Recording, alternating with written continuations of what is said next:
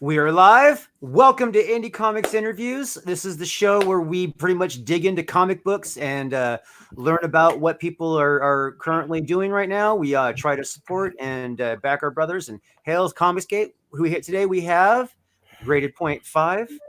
We say hello, everybody. Hello, everybody. Hi. Yep. All right, and then obviously Sim is here with us tonight too, and I don't know what he's got it on mute, so he might be fapping. Who knows what he's doing behind it? Little light going. Does he know he's muted? He probably does. He does now if he's listening. I was gonna say, it'd be really silly for him to sit there and answer questions, say hi to everybody, and oops. Well, hello everyone. Oh, there you go. Hello, Sim. And by the way, Optimus, fudge you. Well then, just because we haven't talked in a week doesn't mean I don't still love you. Anyway, here's Just in case you talk smack before I came back. Oh, okay. Well, you know, preemptive. That's what we do. We preemptively tell each other to fudge off. Yeah, it's a thing. So anyway, here's Wonderwall. Today is gonna be the day that back to you. That's hilarious. So hey guys, so what have you been doing today? How's your day going? I mean, obviously there's been a lot of drama. We don't need to cover that. That's well known. Mm-hmm. I don't know what you're talking about. Exactly. Yep. As creators, my stance is now stay out of it. Yeah. Sell books. That's what I'm here to do. Sell books. That is a good policy. I tend to be on the if it ain't my business, it ain't my business kind of policy. Mm-hmm. Yep. So, yeah. People fight. Don't need to get involved, and certainly don't pick a side. Let them just, talk shit out, and then see how the follow through goes. It's always about the follow through, right? Yeah. Right. Often, everyone, woman or man, everybody go into a rage fit, and it's the follow through that's important and shows a mental. Exactly. Yeah. Exactly. I'm a firm believer that the free market will just sort itself out. Yep. Welcome, Drunk Ed, to the chat. Love to see you here, brother. Hail Ed. Ed's a good boy. Didn't do nothing. He didn't do it. Oh man. So, oh gosh, I'm sorry. I'm starting to talk. I think Piper and Xavier could probably agree with me. It's hard to be on this side of it sometimes. Yeah, I'm learning that. I am very slowly learning. It is a Welcome different to world. our world. Yeah, being on the other We side. have the power. You think you got it hard? This is my first time, on someone else's show. So how's Peregrine doing? Seriously, we took another cherry tonight. I love it. I love what Wait, Don't get too excited, Drew. Well, at least for this, because I was on CG Manga once, but I think it was more like, "Hey guys, can I come play with you?" Like, okay, This is your first interview. yeah. Okay, see, we still got the cherry. There you go. Be gentle. Yeah, right. He's very sensitive. You're gonna remember it forever. Oh, Yeah. My mom warned me about men like you. And well, she should have. So how's Peregrine doing? it's doing really well. Yeah. Just took a look at it, made a little more money. I think we're $75 away from 11K. Are you still in the phase of looking at the campaign like every 5 minutes? No, I've dropped it down to about every couple hours because the first day though, everybody told me, you're just going to look at that campain every 5 minutes. And I'm like, I'm trying to be the tough guy. Like, no, I ain't going to do that. I'm better than that. I ain't gonna. I mean, the whole time I was like, try to go to sleep, turn my phone on. Well, is it? He don't think it be like it is, but it do. You came on this kind like you guys were right. It never ends. I constantly have one of my browser tabs with my campaigns constantly. Peak. I mean, I've been doing campaigns now for like almost 6 months, so it's like Mm-hmm. I remember. I remember that first night. I couldn't go to bed, and Optimus remembers because it's like I went to bed like, "Good night, guys. I got work in the morning." Mm-hmm. Half hour later, come back. I can't fucking sleep. Yep.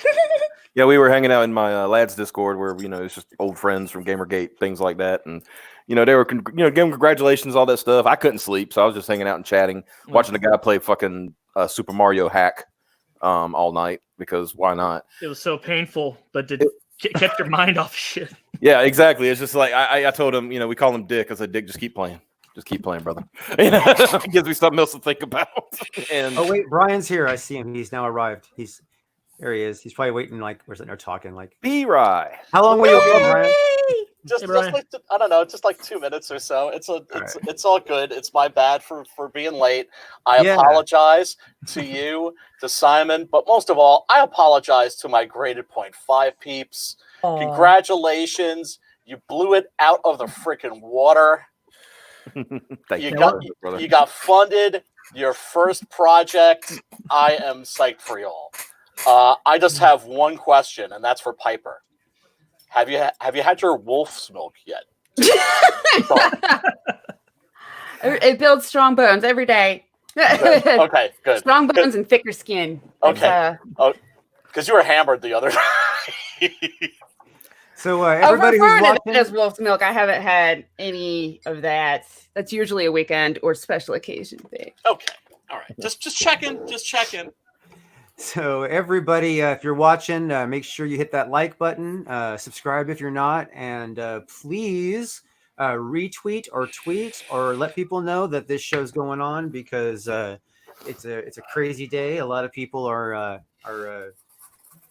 doing other things at the moment. So like getting their attention is very helpful. So Yeah. Most definitely. And we want as many eyes on this campaign as possible. yeah. Because y'all are just, you broke into the 5-digit club, and I predict you're going to break in possibly into the 6-digit club. We may see that happen. Who knows? I don't want to think about it. No. Are you folks like hopefully not nervous anymore? Like, are you It's gotten better. Yeah. It's gotten better, but it's still, you still, like I was telling Drew a minute ago, you still you still want to constantly look at it, Like I said, I forced myself to like, all right, go do something else, dummy, That's important. Yeah. I said I'm going to have to, after this is done, where, kind of in a, when I call it a situated stage, I guess you would say, I'm going to have to do like Micah Curtis did and just play video games for 3 weeks. And just like disconnect and just like not do anything but play video games. Hey, self-care is very important, especially when you're doing a campaign, because I know some people, they hit it a little bit too hard and they don't take care of themselves and they get burnt out, and it's important to pace yourself. Yeah. And now it can be said without a doubt that you have achieved victory. So, you've crossed that finish line, and the book looks absolutely magnificent. The art is beautiful. It looks heartfelt, and I don't doubt that you bunch are going to deliver a great story. We should be getting our colored versions of our sample pages soon. So I'm really excited to swap those out. Yeah. Oh, yeah. I think that's going to really set it off, when people see the. Because it was funny. Because when we hit, goal, I was like, we funded the book. But then I was immediately like, but I really want to do those posters. How are we going to do those posters? Oh my God, are we going to get to where we could do those posters? And I want to do the one after that. Yeah, we just. So now I'm like, but I want those stretch goals. Oh, please. Well, see, this is the part where it should become fun. I'm sorry, Drew. I was gonna say that being funded at the 10K level is is the first official like success milestone. Being funded, is great, but I mean, actually getting to that point, the 10K point, that is like the first like the actual CG success. You know what I mean? So I mean, that is a hard place to get. Not all of us get there. You know what I mean? And so it's like I'm proud of you guys. I think that you guys have been busting ass. You guys have really been kicking it hard. You have made a lot of good friends. You guys have had a lot of good goodwill coming back at you. You know what I mean? You guys definitely deserve what's going on right now. Now, if the book sucks, that's going to. Well, I mean, I don't think it will. So no, I mean, I was very relieved to see that the book looks like it's fire. It looks absolutely terrific. It does, right? It looks like a really good Mark Millar comic, is what it looks like, and it definitely has a strong retro feel with a modern edge. So. Exactly, because it's like when you have friends or people that you care about, and and they're put their work out there, you feel nervous for them because oh my God, what if this is gonna suck? Hail, commie Mark, and Mark. and it looks the book looks fantastic. The book looks terrific. So you've got the most important things down. You've got a quality product. And you've funded it. So don't forget to have fun and enjoy yourself, because even when you start to, especially when you start to feel like a little down or a little stressed or whatever, you got to smack yourself upside the head and remind yourself, like, holy shit, we're making a comic book. Right. How awesome is that? And I keep reminding myself when I look at it that I'm like, from here on out, it's just, perks and awesomeness. I was like, we hit the level where, I am going to be able to hold one of these things in my hand, and everybody that backs is going to be able to hold it in their hands. We already hit that level. We're going to see it as an actual book. I know. Yeah. I can't wait for that moment for you folks. It'll be a question to ask Drew and Brian, because y'all have actually put books out. What did y'all feel the first time you held a book in your hand that had your name on it, that was getting ready to go out to customers? And you mean after I changed my pants? Yes, sir. Woo! No, it was an amazing feeling when the books arrived. Like the actual first time I actually held. I mean, like holding my self print was one thing, you know what I mean? But getting the ones that are actually from the printer in the books shipped to the location here, to be shipped out, that was an amazing feeling. It was like, this is all real. It was almost surreal, you know what I mean? I definitely took a video, tweeted it out, through Beatles, all you need is love behind it, and made a spectacle of myself. And then but let me just tell you, that feeling is nowhere near as matched as the feeling of seeing somebody on Twitter tweet your book out that they have got, and they say, this book is awesome. I read this book, and holy fuck, it's top-notch quality. The book is great. The story is great. The art is great. That is the best feeling of all. I can't agree more. When I first got the books in the mail, I felt nothing because I'm dead inside. But when I think let me put it this way: when I sent a digital copy to one of my heroes, who is an author, Joe Lansdale, and he wrote back and told me, like, I want more, brother, and gave me like a beautiful little blurb to put on my book. I was like, okay, I'm going to allow myself 5 minutes of happiness where I'm going to make a point, like, asshole, be happy. Right? And then the 5 minutes were over and I went back to being miserable. But when you what Drew said, when you see your book in the hands of backers and people tell you that they enjoyed reading it and that it maybe moved them in some way, that it touched their soul in some way, there's nothing greater than that. That's when you're really going to be just like high on life. That's when you realize why you're doing it. Yeah. I agree with them, even though you didn't ask. I did publish some books before CG. We're just ignoring. I did get published before CG, but yeah, it's a freaking awesome experience. I'm sorry, Simon. I'm sorry. Well, Simon, we're talking to important people. Not playing with you, darling. Because Blood Hunt's taken off in the last couple weeks. Yeah, I'm at 9,500, and I'm doing the last touch up on it. I'm done. Yeah. I remember talking to you. even a couple months ago, you said you can't. I think it was like 4 or 5 times. I'm gonna close it. I'm gonna close it. I'm gonna close it. I'm gonna close it. I said, don't close it. Don't close it. Don't Yeah, close you guys were telling me, and then I went on Raging Golden Eagle, Mm-hmm. and then I got 'cause- some messages, like Mhm. 5 of them, like, and I read the 3 first one was like, can you at least wait like 2-3 days till payday? I'm like, okay, and they were all had that. I would recommend waiting till we all get that check. I'm like, the 2 last one, wait till we get that check. So I'm like, Yeah. I'll wait 3 days and see how that goes. And that was past the 9K. I'm like, I'm waiting till I'm done and ready to go to print.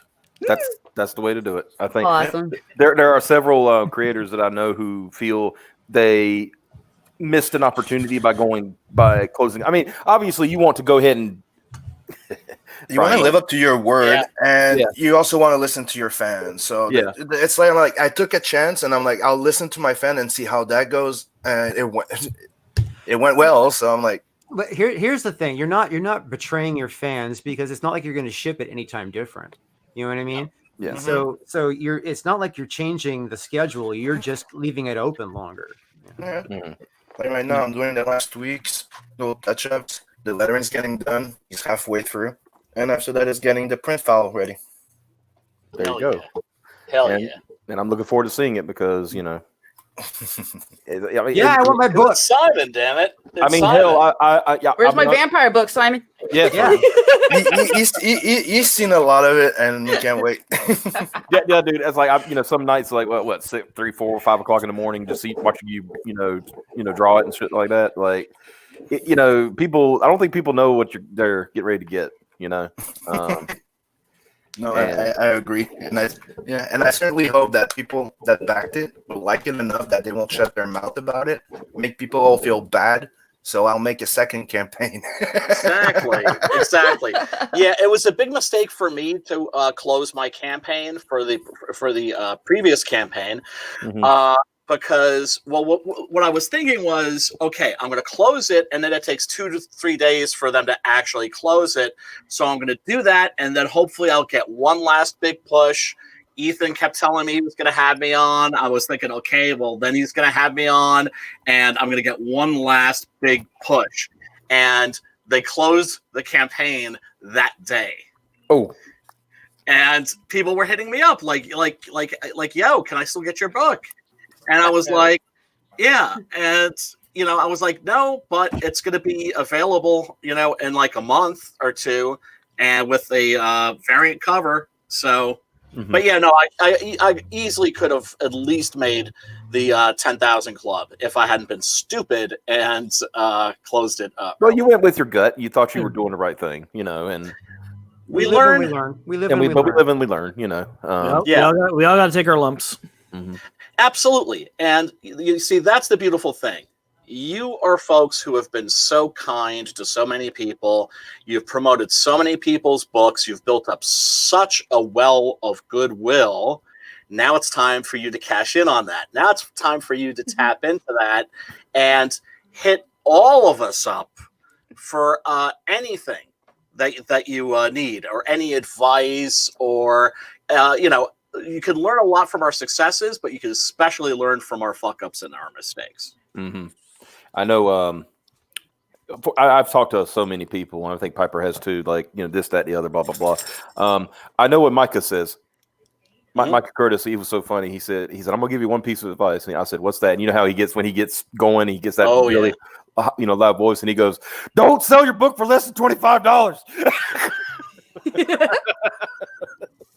Yeah, well, I mean, all of us are also. I don't know if you're offering international shipping. You are, right? Yes. Mhm. Oh A lot of us took a hit with that. Yeah. Yeah. It is, however, worth it because it makes your book international. And knowing that your book is going to be read by people in Japan and New Zealand and Norway and Finland and Spain, it's. I was looking through it last night, looking through the metrics, and when I saw Guam, that blew my mind. I'm like, Guam,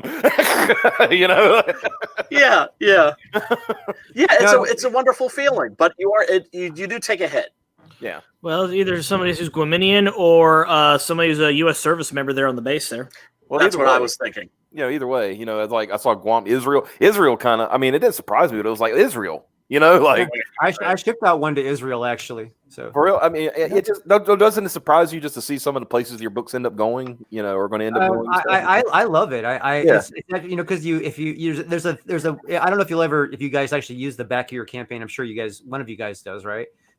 So there's the campaign insights, which is the first return tab, and now that has a graph at the bottom that tells you where your who top countries are contributors, right? For the first most part of my campaign, the 25% was all foreign. You know what I mean? I got a lot more U.S. sales since then, but I mean I have Switzerland, Italy, Canada, Finland, Australia, Israel, New Zealand, Germany. There's quite a few. So. Oh yeah, yes. Same here, and it is a wonderful feeling, but that issue of the international shipping, Comicsgate peeps are going to figure this out. Yeah. People are working on it. People are tossing around ideas. We're going to figure some way to get our books to other parts of the world in a more cost-efficient manner. Yeah, it's going to happen. It's inevitable.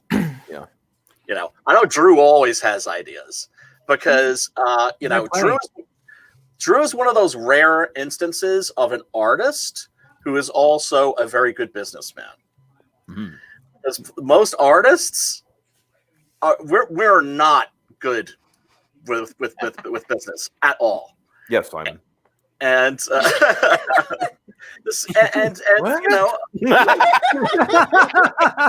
sometimes we need a smack upside the head, and sometimes we have ideas that aren't great, and it's good to have somebody then that's going to shoot them down in a way that makes you go, oh yeah, that was a bad idea, wasn't it? Oh, okay. So is it like that scene? Is it like that scene from Infinity War? With Iron Man and Star-Lord? It's like, okay, you have a plan and that's good, but your plan sucks. So I'll make a better plan and it'll be good. Yeah, sometimes, it's like I'm on the board of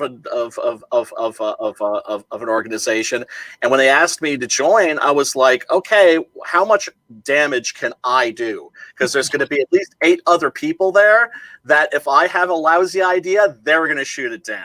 And it's sort of the same thing in Comicsgate, because we are a community, and before we make any major decisions, it's always a good idea to bounce them off of other people. And Drew is one of those guys that's just an invaluable resource when it comes to not only giving you ideas of what to do, but also letting you know what you probably shouldn't do. And if your snazzy plan, your cunning plan is going to potentially blow up in your face or cost you money. If I can see it ahead of time, I'll tell you. That's about it. If I know it, if I can see it coming, I'll let you know. If I don't see it coming, obviously I'll let you know after it happens. Yeah. What I'm saying is that Drew has that insight that a lot of creative people don't. Well, thank you for that. That's just true. Well, thank you. I don't do well with compliments, so just neither do I. Just keep them coming. Yeah. Stop. My friends sometimes they're like, Brian, shut up. Take the compliment. I'm like, all right. But yeah, no, I'm bad with that too.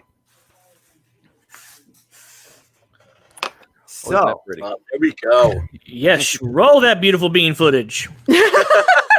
It looks like the Facebook dropped off. Let's see if we can get to start back up. Okay. No, it says we're live. So but it says here, SteamYard has lost access to your Facebook account. No, they're covered. Click here to reconnect your destination. I'm just going to connect that again real fast. Mark Zuckerberg hates Peregrine. That's weird. He hates bird books. Yeah. Yeah, I mean that's something that we've had pretty good success with. Like Drew has been cross platforming to Facebook, and you reach Facebook's giving me grief right now too, because they're like all like like saying suspicious content because I'm streaming to them right now. Oh, for free. Oh, We knew this was going to happen. So that's It's an because you got election year. that's because you got flagged. Yeah, that's probably the case. Flagged for like what? For like the zombie stuff yesterday? No, for right now, because I was when I was sitting here looking down at my phone, I was telling people on the internet on Facebook that we have an Indie Comics Interviews show going on right now, and it's possible that there's Comicsgate haters going on right now. Yeah, you never know. You never know. I always assume that they're lurking in the chat somewhere. But oh damn, yeah, you folks are just a couple bucks away from 11,000. You are definitely going to hit that today. I definitely hope that we can hit some stretch goals because that'll also help balance out how we did the international shipping. Because Oh, you Let's will. get them posters. yeah, You will. And yeah, no, absolutely. If you can hit some stretch goals, that's great for the funders, backers. You know, they love stretch goals. They love bookmarks, stickers, variant covers. I'm not really a variant cover kind of a guy, but it's not like with variant covers we're putting guns up to people's heads. You know what I'm saying? Yeah. They want them, so it's supply and demand. So it is nothing to feel guilty about. But remember also, you've got 18 days left in the campaign. Mhm. And after this, you folks are going into demand, right? yeah. Mhm. Yeah, don't worry about it. You'll do it. Absolutely. You'll get at least 15,000, at least, minimum. I'm guessing 20, 25, maybe 30. Yeah, the more people see from it, the more people will get, and the more views you need to get around. The more we share, don't just back it. Share the goddamn thing. Absolutely. Yeah. Folks, Yeah. it does not cost you anything except just doing this. Yeah. All you have Yeah. to do is move your index finger and click that retweet. Okay, button. we are reconnected. Damn fucking Facebook. F you, Mark Zuckerberg, you dead-eyed sociopath. I mean, hi, Facebook. How are y'all doing? Yeah, but yeah, you're right. I that's why I encourage. I said if you're already back, if you can share it out, if you can't back it right now, share it out. Just we ask everybody to please help us out because we're a platform. We try to help people out. We're still a smaller platform, but we try to do what we can, and I think we've done well. I mean, I'll be honest with you. Can I ask you, like, was there a specific moment when you folks were like, you know what, like having had all these people on our channel, they don't seem like they're like superhuman or anything like that. They seem like they're regular folks. Like maybe we could do that too. Was there ever a moment like that? We don't feel like they're super. You mean like when we have on guests, or no? I mean like the moment when you folks thought like, hey, like maybe we could do a book too, or what was the genesis of the project? Well, the funny thing is, like, originally we were going to do another book altogether. Okay. Not even related to this. Okay. Sorry, I read the chat. Mikey Woods, Drew, did you get permission to live stream? Oh, Lord. Hail Anyway. Mikey Woods. But anyway. I tell you, Facebook's funny. So basically, because what I normally do, somebody probably attacked the video on Facebook because what I normally do is I do post, into a lot of groups that we're live on a video. Like we've gone live. That's what the groups are for. You advertise and you promote.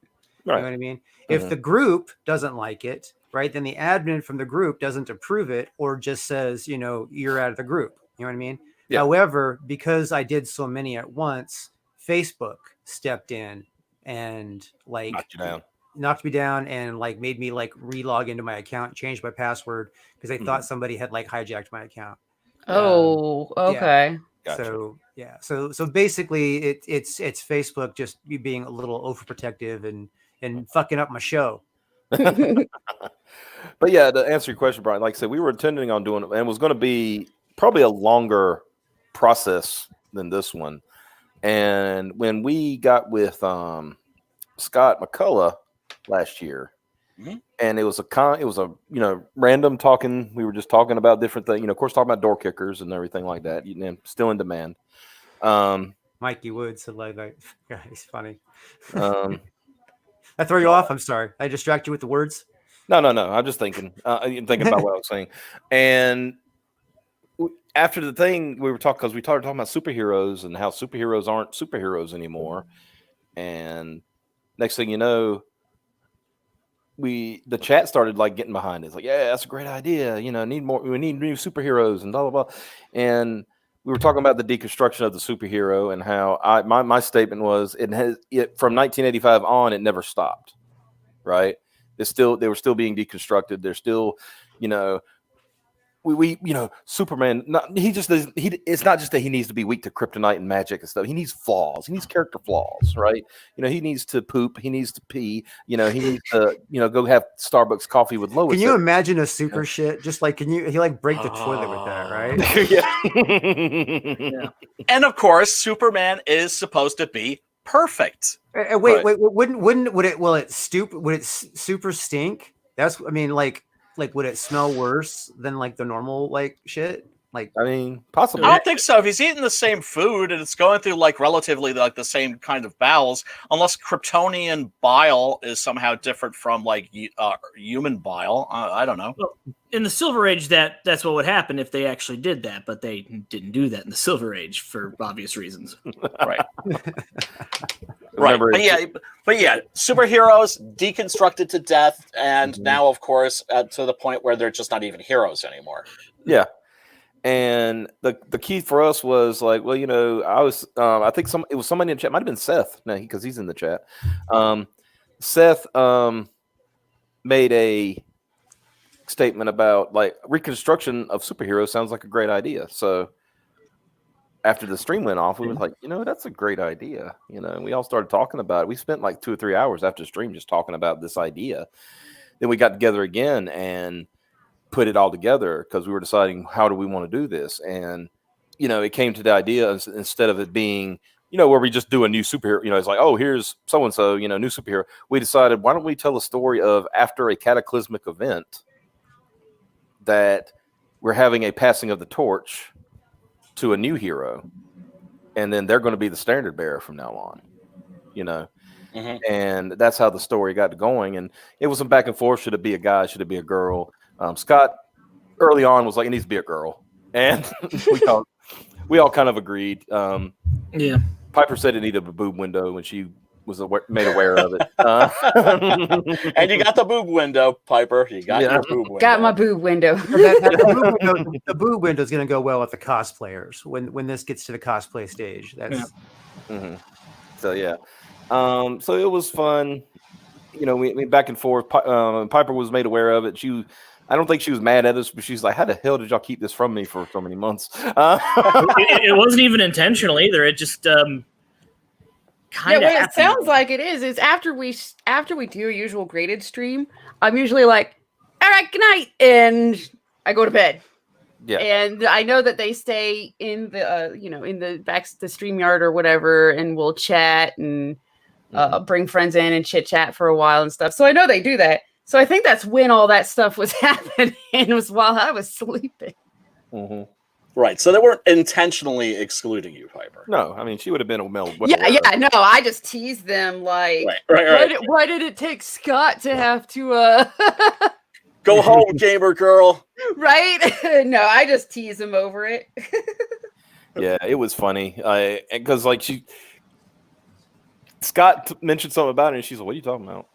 He's like, "Oh, you don't know?" She's like, "No." And then later on, she was like, "Hey, when are you telling me you were going to do a superhero comic?" Yeah. When we send you your copy. I think I would notice before then, at least. But reading Twitter. I thought like we as in mostly y'all, but me too. We're still working on that other idea. Yeah. Okay, yeah. So I had no idea that there was another freaking comic going on at the same time and for a while. at that pace right? Yeah. Like, coming along a lot quicker. Yeah. Well, see, that was the key. Like, I originally, because we had the idea and everything, we thought that Peregrine would be further down the line, like maybe later this year or next year, right? But it, you know, the when the chips fall perfectly in place. Yeah. We had, you know, Scott got in touch with Doug because he had worked with Doug before on Door Kickers. I think Doug did did the ash can for Door Kickers and all that stuff. But he was like, he did that, but he couldn't. He was like, hey, he was tied up and he couldn't do the main book, you know, because he had some other obligations and things like that. And so he hit him up and it's like, you know, ask him, could you do some character stuff for him? Then he just asked him straight up, said, could you do the book? And he's like, well, yeah, I'm free. So like I said, it was a perfect storm. You know, it's like, you got a fantastic artist who's free at that moment, you know, and, you know, and, you know, of course the teams are in place. I mean, like, you know, Farah, you know, her name's getting more well-known in the, you know, in the network as it were, because she's a fantastic colorist. She's on several books, you know. Of course, and who doesn't know Eric Weathers, right? Yep. He letters everybody's book, let's face it. I letter my own book. And so, yeah, it just fell into place. And Sleeve's like, well, let's go for it, you know? Because you can ask Xavier for the other project. We've got an artist lined up. We had talked to him. We had a couple meetings. And then this went into overdrive, right? So, right. So it just gathered momentum, and you just you just went with it, I guess. Pretty much, yeah. Yeah, you know, like I said, it was fortuitous, as they say. You know, Yeah, well, you know, there's that saying that luck is when preparation meets opportunity, and you had a perfect opportunity. Yeah, exactly.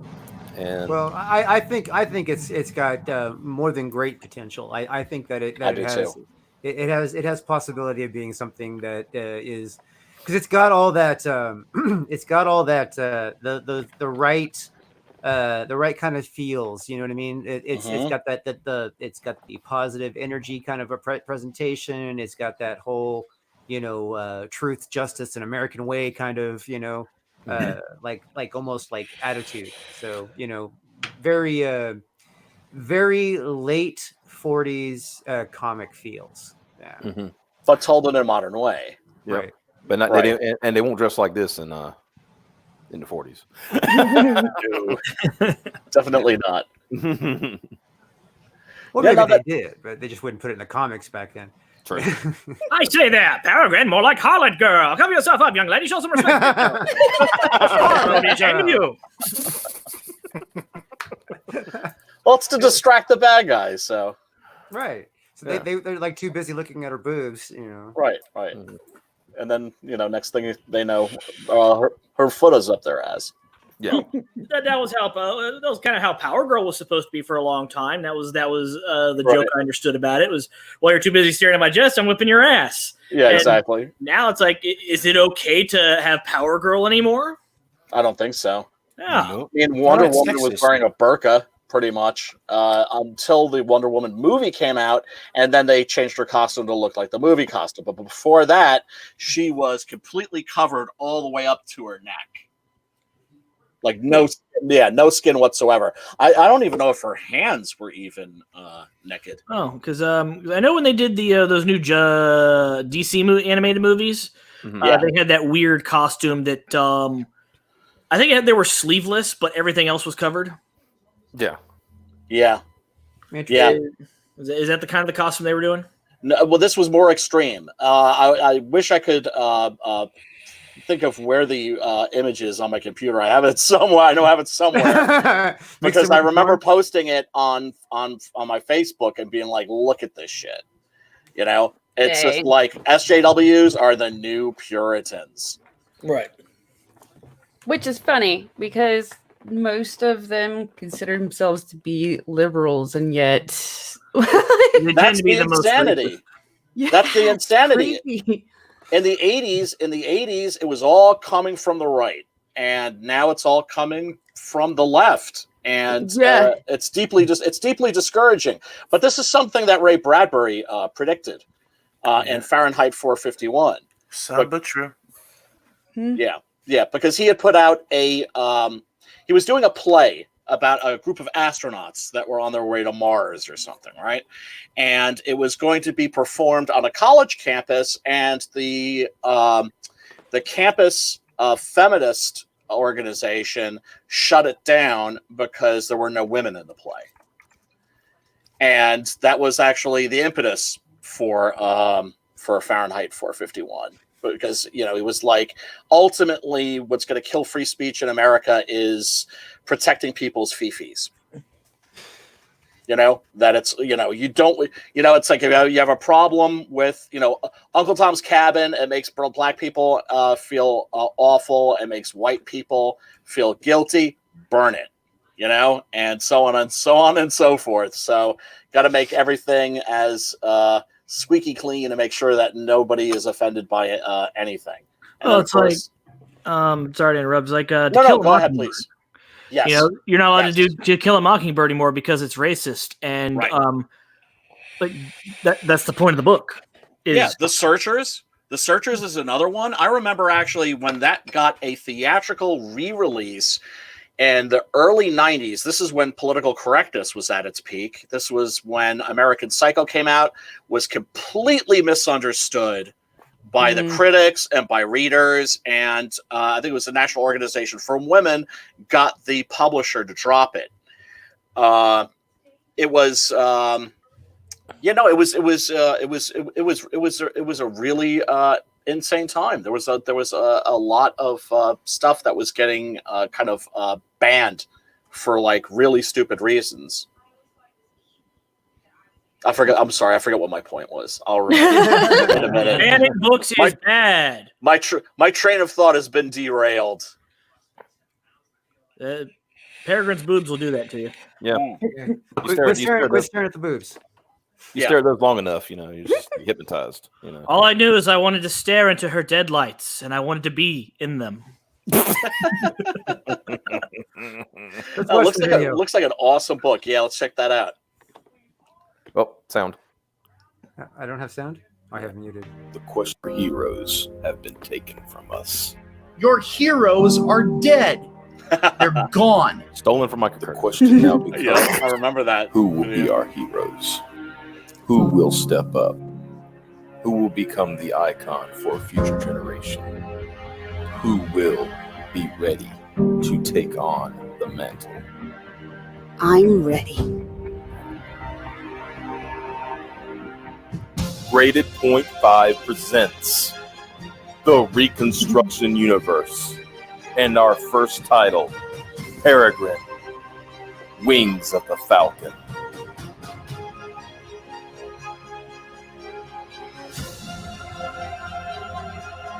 Peregrine is a 48-page plus graphic novel, reminiscent of the style of comics that we enjoyed.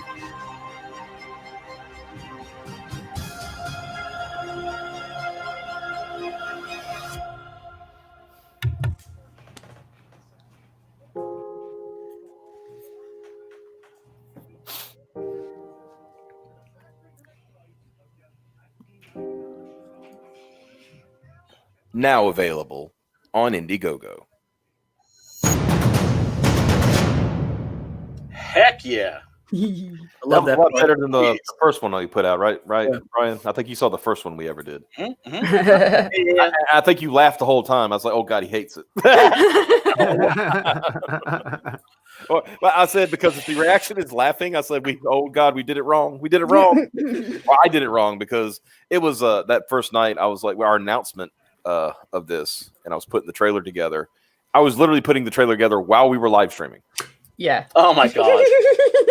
That's crazy. Because there were some things I still needed to put together, and it was, it was like people were dropping them on me last minute. It's like, damn it, okay, so I can do this, and I remember I told Piper later, I can't do this. Remember what I said about pacing yourself? Yeah, exactly. But that was fun. But then our little Venezuelan boy Caleb got a hold of it, and he says, And believe it or not, that's his first time editing a video. No kidding. Yeah. Oh, beautiful job. Yeah, but he's really good at Photoshops and things like that. And he said it's not much different. He's just hacking together clips and stuff like that. So I thought he did a really good job. And I love how you used that quote from Micah. I remember that very specific video. Your heroes are dead. Yeah, it was a response to somebody else who, they're kind, and they're trying to, because, there's some people who just don't want to believe that their heroes aren't what they grew up with anymore. Well, it's so obvious. Yeah. Like Cecil said, the same thing that I've been saying forever, which is that the comic book industry had the biggest opportunity it ever had and ever will have with, the Marvel movies, right? 20 of them, all of them huge freaking hits, right? Billion-dollar blockbusters. And you weren't going to get any new people into comic book stores. But what you were going to get a lot of old fans coming back. And so then old fans are coming back and like, oh, cool, Iron Man movie? I love the hell out of that. Let's see what Tony Stark is up to. Wait a second. Who the fuck is Riri Williams? Yeah. And so on and so forth. Well, they knew who Jane Foster was, but why is Jane Foster Thor? Exactly. I think there's also a missed opportunity because there could have been a way to get new people into comic books. It's make the comic books matter. In the same way that people only watched Agents of S.H.I.E.L.D. because, things in the MCU affected S.H.I.E.L.D. and S.H.I.E.L.D. affects them. And all of a sudden, you find out how Nick Fury got the helicarrier in Avengers 2. Yep. Right. So if they had done something where, I apologize for interrupting, where... No. If instead of the time travel angle... They thought, okay, the stones don't exist in this universe anymore. Okay, let's use the quantum shit from Ant-Man to go to another universe where the stones do exist. And guess what universe they pick? 636. And they go there, and maybe everyone's now really stylized because they've gone from a live action. Like, what is wrong with you? Because you said it's 616, Xavier. 636 or 616. I'm sorry. 616. 616. I'm sorry. I'm gonna have to turn in my nerd card after this. I'm sorry. It's okay, Xavier. We know what you meant. We know what you meant. I'll turn myself in for re-education and conditioning once we're done.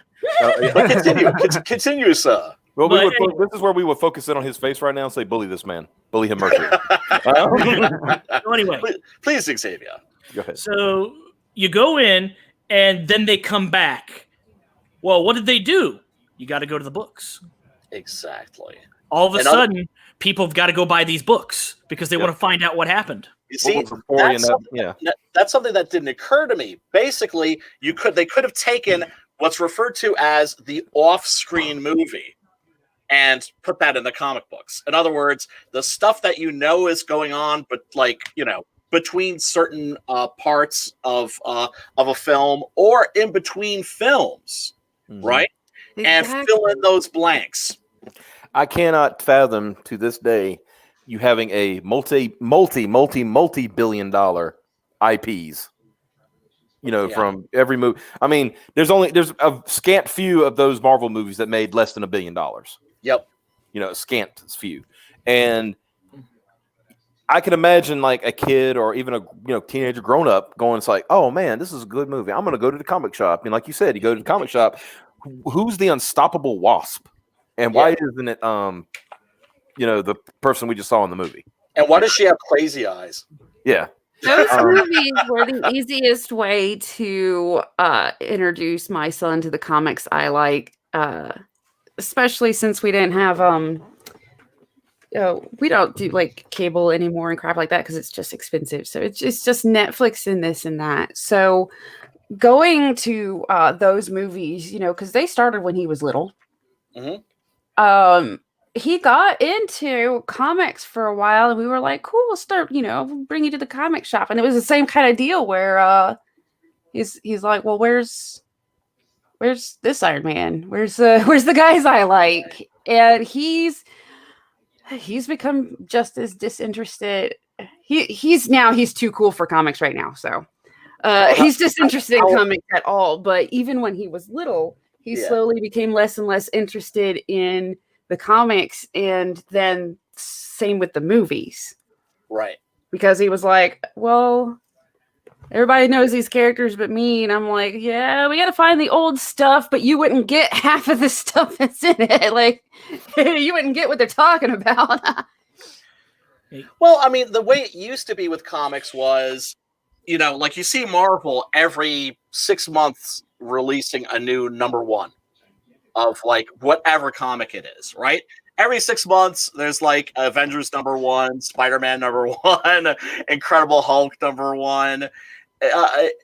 Back in the day, you would pick up, you know, Thor issue 445, and you know, you would just jump in, and you know, there'd always be that little blurb at the top, right, in a little box that would give you an explanation of who this character is, what they stand for, what they represent, and you would just dive in.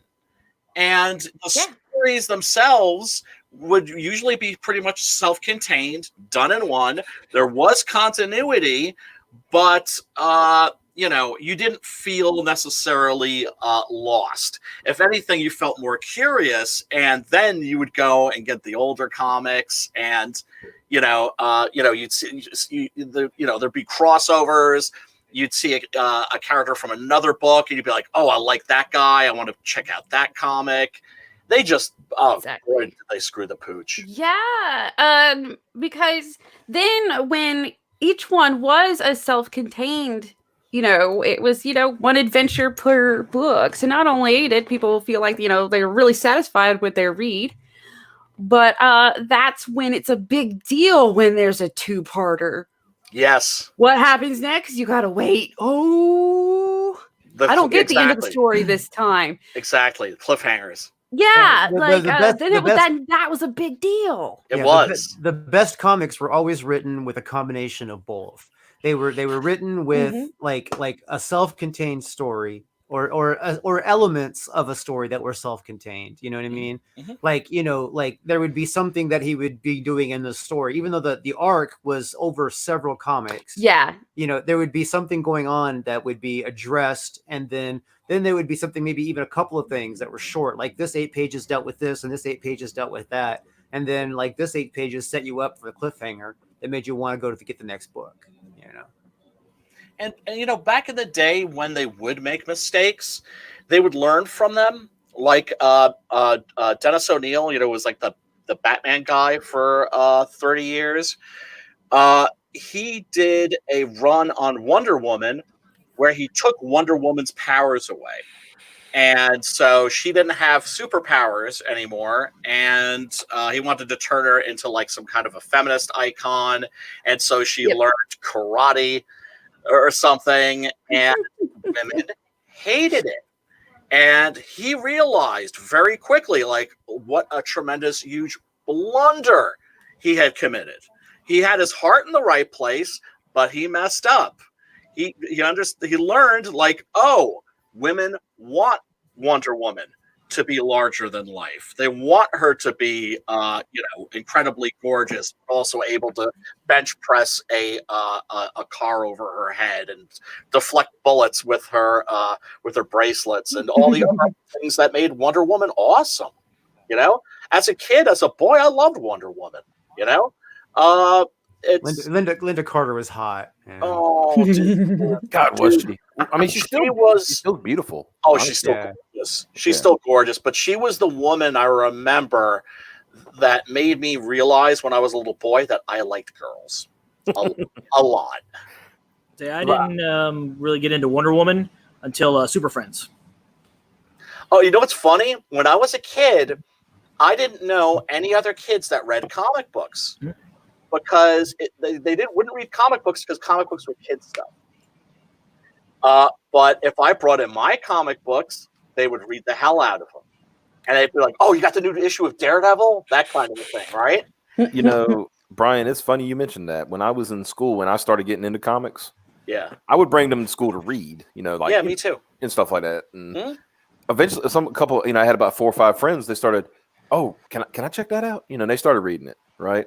I remember the first book because I think I mentioned many times my very first book was X-Men, Uncanny X-Men 285. That was my very first comic book. Oh wow. But the first book I brought to school was an Iron Man issue. And one of my friends at school was like, "Hey, can I check that out?" It's like, "Sure." And I, slid it over to him. He had to be coy about it. You're like, there you go. Yeah. Oh yeah. Brian, it wasn't like a month. Then we were all buying different books and just sharing them with each other. Because I got like 4 or 5 people into comics just, by bringing a book to school. Right. But, in high school, I would bring like a stack of comics to read, and so like my friends would be so man, yeah, so fly Boniqua. But I'd be hanging out, and my friends would be hanging out, and like in study hall, very few people would be studying. They'd just be sitting there twiddling their thumbs. Mm-hmm. And so I'd be sitting there, go through a stack of comics. At some point, they'd be like, "Can I check that out?" I'd be like, "Yeah, they're just hanging out, help yourself." And next thing I knew, people were like, "Where's that new issue of X-Men? Where's that new issue of Daredevil? Did that come out yet?" And oh God! And then the Dark Knight Returns by Frank Miller, that was blowing people's heads off. And yeah, no, it infected quite a few of my friends, and then they started buying comics too. But this was when there was a serious social price to pay, where you were making yourself a outcast. You were branding yourself an outcast. Now, the reason why geek culture is so huge and, if anything, ubiquitous now is because that social price does not exist anymore. Once again, Marvel and DC screwed the pooch, because once I don't know what it was. Maybe it was the what's the name of that sitcom with the nerds? Big Bang Theory. Big Bang Theory.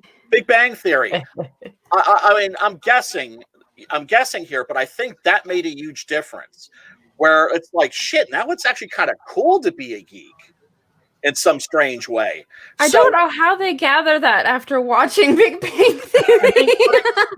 Big Bang Theory was actually kind of funny in the very beginning. Mm-hmm. Because Sheldon hadn't reached the point where you just want to punch him every time he's on screen. Yeah, I've never seen it. But there was if you want to see, speaking of Big Bang Theory, it kind of tells you, how you might notice sometimes you watch sitcoms that have laugh tracks.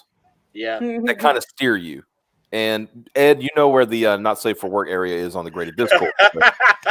You want to share that, brother? Hail drunk Ed. Yeah, hail drunk Ed. But treasure share with the rest of us. So somebody did a thing on I think it's on YouTube. You can find it. You said you'll be. I think it's called Big Bang Theory without the laugh track. Yeah, not without the laugh track, with one guy laughing. Oh, so all of a funnier, sudden, actually. they do the punchline, and all of a sudden you just hear ha ha ha ha ha ha ha. Wow. And it's you realize like, wow, these jokes weren't really that funny. That's different from the video I saw where they'd removed it completely. It's just the punchlines and then silence, and it's like, that's even better. Wow. Mm-hmm. I think I would laugh at the one guy laughing. I think that would actually make it funnier. So. Yeah. Well, some people, I've noticed some people have comedic timing. They don't need an audience, Absolutely. I was watching the newest JonTron video the other day, which he talks about Goop again. And the funniest thing, it was just one part. I said it was so silly because they were doing this thing where the people from Goop, like Gwyneth Paltrow's company, right? Right. And they were going to this place where the water, is. I think it's in Denmark or something. And the water's really cold, like below something.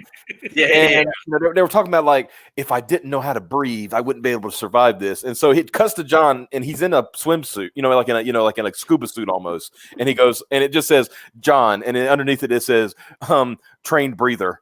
That's funny. That crazy old Danish guy's like, this is very dangerous. You don't want to do this. So come on in. It is a thing in Scandinavia. Sometimes to like chop a hole in the ice and just jump in. Polar bear clubs and things like that. Yeah. I was watching. I've watched a lot of strongman stuff in recent months, and the guy who played the Mountain in Game of Thrones, those Nordic giants that will pick up refrigerators and carry them across the room and that sort of shit. Yeah. And they got this thing that's like, okay, so what we're going to do, and they were telling us what we're going to do. We're going to go out into the ocean in Iceland. And we're going to sit there in the ocean for 5 minutes, and then we're going to come back and get in the hot tub. Yeah, well, they're Vikings. They can survive that shit. But it's just so funny you seeing this gigantic man just like trying to get like down into the waves just enough so he can cover himself. Oh man. Well, cold water, it's like genitals are rough, nipples are rough, and then like after that you're okay. Mm-hmm. but yeah, it's like my goodness. Man, my goodness, we the social tax to being a geek no longer exists, and all that they're selling are those stupid frickin' Funko Pop heads. Mm-hmm. When they should be moving comic books by the hundreds of thousands. I like what Ethan calls Funko Pops. He said, "What does Pop stand for?" Yeah. Part of the problem. Oh, without a doubt. And you can always tell a fake geek on YouTube because they have the Funko Pops like displayed behind them. And just buy any Funko Pop. It doesn't matter what it is, right? I can see like I'm a Deadpool fan. Obviously, if you've seen my screen name. If I had a Deadpool Funko Pop, that would not be outside the realm of weirdness. It's like okay, he's a Deadpool fan. The only Funko Pop I have is the Bloody Blobo one, and that's it. That's it. Exactly. I almost bought the Arnold Schwarzenegger Conan the Barbarian. Almost. Oh, that would be cool. Piper, you got a Funko Pop? She's being quiet.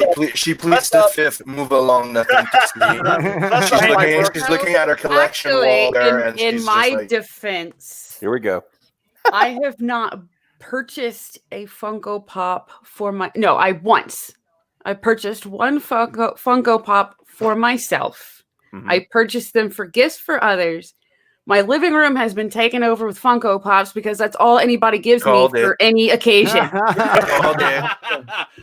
See now, geeks like these things, don't they? Okay.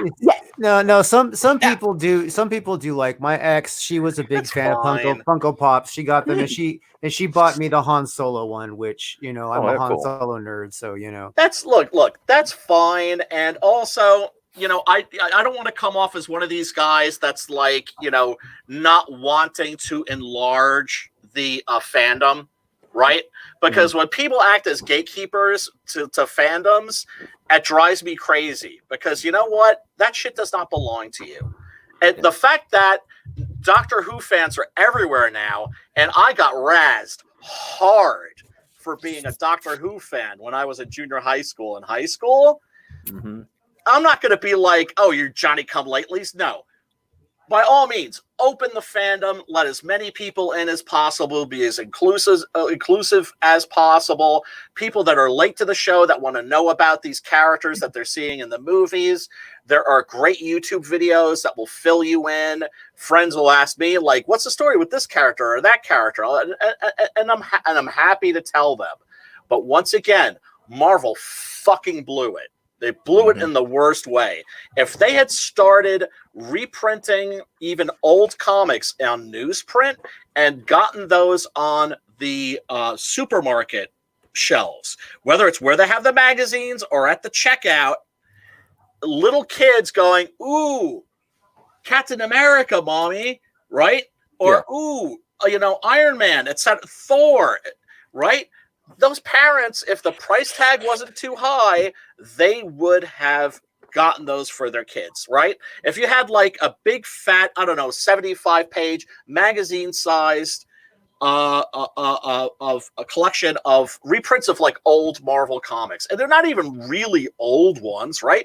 The consumers wouldn't have known the difference. Regular people wouldn't have known the difference, and they could have made a freaking fortune. But They blew it. And you know what? It's okay, because now they've opened up an opportunity for people like myself, for people like you fine folks, for people like Drew, and for people like Simon. Exactly. I got a question for you. How much do you think it would be to reprint, say, like 10 issues of Iron Man?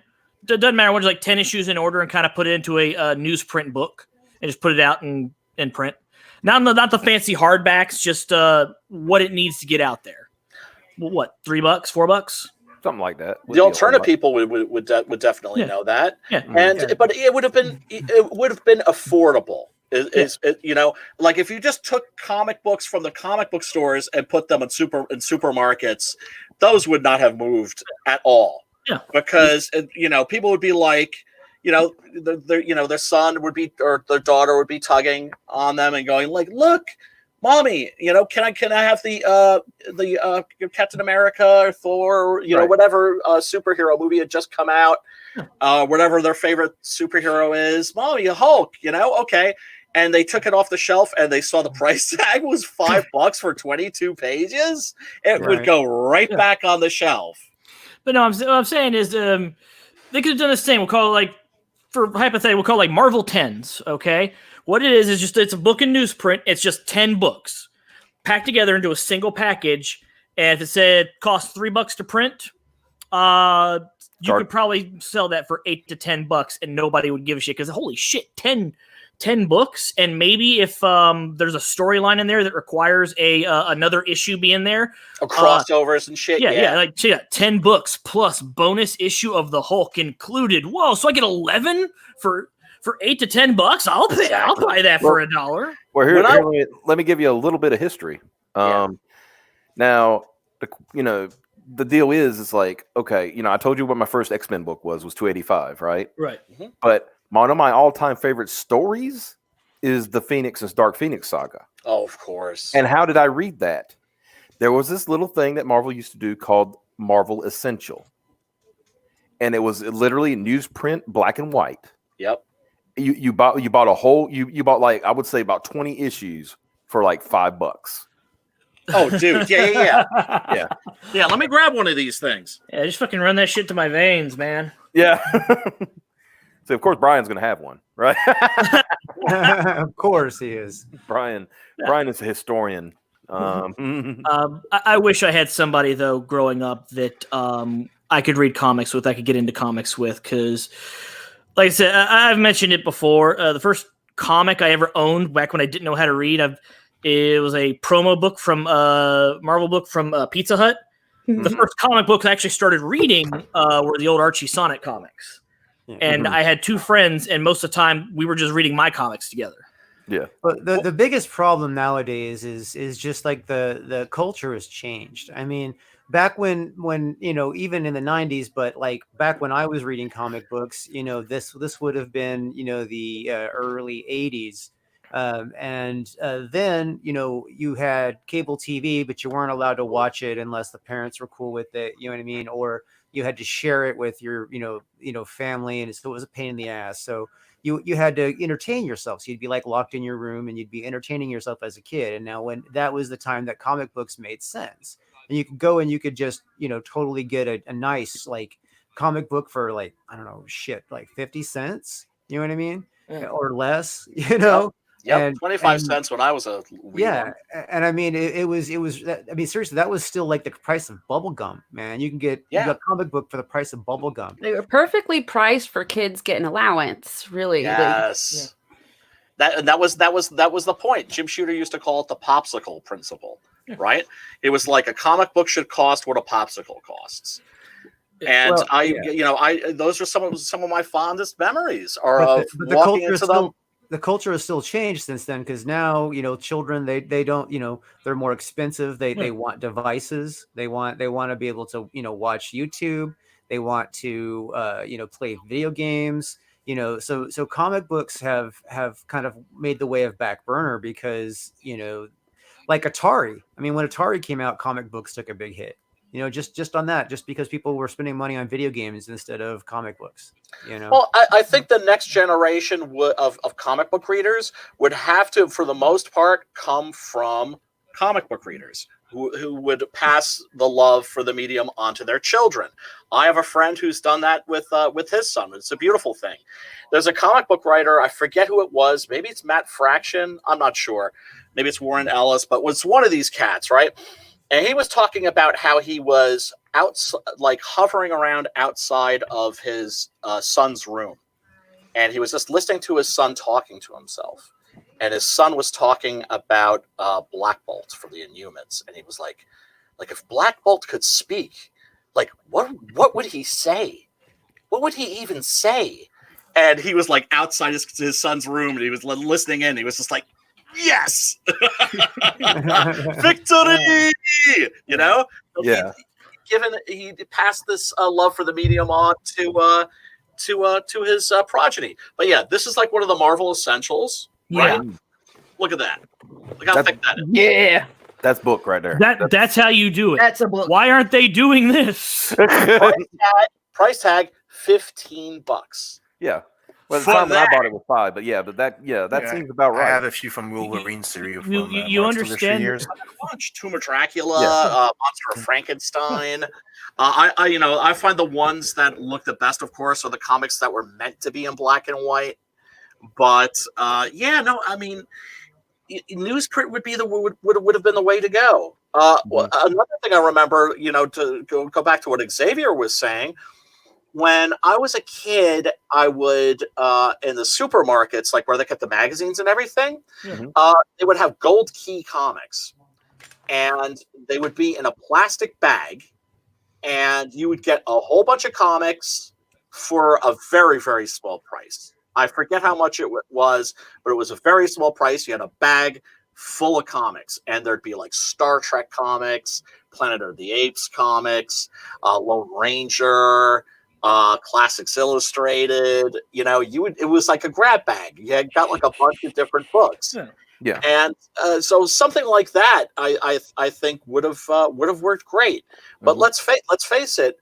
Now that Marvel belongs to the mouse, they don't give a rat's ass about comic book sales, and the comic books are.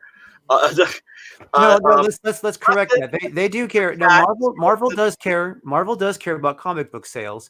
And Disney does care. The problem is that Disney has a different business model than, like, say, LucasArts did. Disney has a different business model than, like, say, Marvel did, and they're not like trying to adapt Marvel's business model for the new Marvel division. They're trying to change the Marvel division to work with the Disney business model. And the Disney business model is really simple, right? Make children feel as though they can't live without your stuff. And then they will try and get their parents to buy it. That is the Disney business model. Mm-hmm. Right. So, that's not happening with Marvel, is it?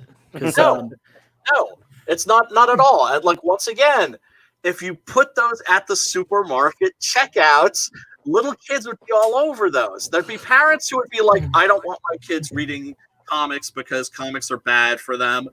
But I think a lot of people would be like, you know what? It's not candy. Marvel does, and DC also both. They do a 11x17 magazine style comic book series. They do them. They're cheap. They're like, they're super inexpensive magazine style printing. You know what I mean? And I see them all the time in bookstores. I see them on magazine racks. You know what I mean? In grocery stores. I mean, that they do that. They're not real comic books, but they're kind of like comic books, but they're more like comic book magazines. I remember seeing some of those in Toys R Us. Yeah, they do those now. They're still doing those now. So like Marvel is still trying to like put out cheaper properties to get people into it. At the same time, they're still, know that they have hardcore comic book fans that go every Wednesday to buy. And then they know so much anymore. Well, not right now. Yeah, definitely. By the way, sorry to interrupt you. Our man Preston Acevedo in the Hizzy for Shizzy, he says it was $3, I think, for like the comics that were like in a bag. And I forget how many you would get in that bag, but yeah, you would feel reasonably well hooked up. And everybody, go check out Doc Salem. Doc Salem is a book that looks absolutely amazing and deserves to be doing a lot better than it is. Could you highlight Jason Black's comment real quick, Drew? Which one? This one here? The long one, yeah. I'm just imagining now Piper being the freaking Rock. Like, I'm gonna tell you what I'm gonna do with this pop. Gonna turn that some bitch sideways. I'm gonna shine it up real nice. Turn that some bitch sideways and stick it straight up the candy ass. How do you think I like pops? Yeah, I think the big problem is, they were cute when they were little. I mean, not little, when they were new. They were always little. Right? No, they were cute. They were cute when they were new, and they wasn't flooded with them. Mm-hmm. Well, they're bobbleheads. Bobbleheads are cute. Yeah, I bought one of my favorite characters I found at a convention, and Just say what the character is. because I can't remember which one I bought at the convention. I got my Wolfman Chibi right here, hanging out. Yes. And I had mentioned to a couple of people that there was ones I wanted, which was actually the normal size Wolfman Funko Pop was one of the ones that I kept telling people. Nobody gave that one to me, but and then I had Loot Crate for a while, and they kept sending them. And the ones that I didn't care about the character, I'd give to somebody else, and then I'd go ahead and hang on to the characters that, I like this character. So people would see, oh, you have like 4 Funko Pops. Clearly, I need to get you 40. And at the conventions, man, oh my God. One of the fun things about tabling conventions was, walking through the convention and seeing like cool shit that people are selling. And, like, oh my God, it's a Bandai Godzilla 2020. Or 2000. Gotta freaking have it, right? And when I was at the last con that I did, it was just nothing but Funko Pops. Yeah, like, it's con exclusive. Booth. Yeah. Yep, it's because the vendors know that they can turn them over. Absolutely. Absolutely. And because most cons now are based on making the profit off of a vendor. So, they're trying to have the vendors like, well, who will actually pay? So they first come, first serve.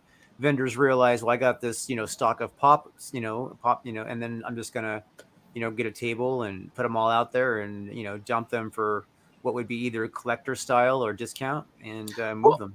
Well, they're very much the contemporary equivalent of what the Beanie Babies used I was to about to say they're modern Beanie Babies at this point. Yeah, exactly. And of course, conventions are also very much about cosplay. And I'm not going to slam that because I see people coming up with amazing costumes and really cool creative stuff. Yes, I love cosplay. So we need to see. The point of design is not to make cosplayers' life easy. It's to make it more complicated with complicated and cool designs. There you go. But we need to see, we need to see like a cosplay of the 6-gun gorilla. Because Marvel right now, Marvel and DC, they're turning all the cool superhero costume into cosplayer, like something you could come up by looking through your goddamn closet instead of trying to go, hey, we're having a fashion designer doing this shit. No, let's go into the thrift shop.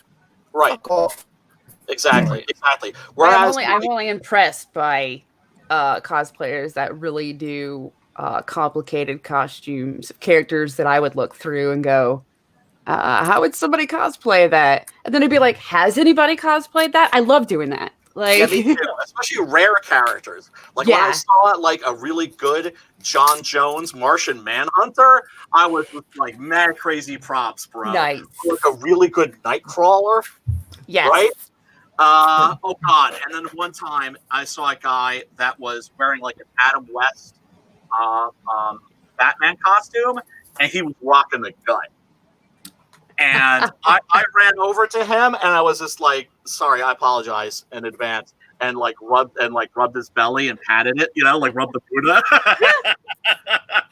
But it made me so happy. Yes. And that, to me, is what great cosplay is about. Is that when you see these people rocking these costumes, it puts a big old smile on your face.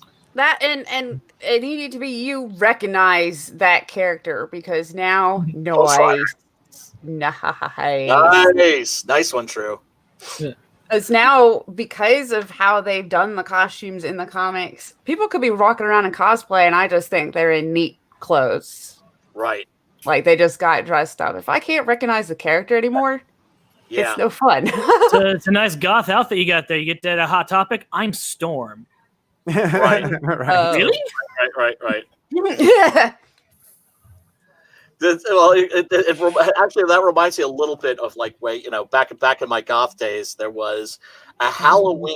This is like when goth sort of was like becoming like a mainstream thing, and like people like the larger society was aware of it.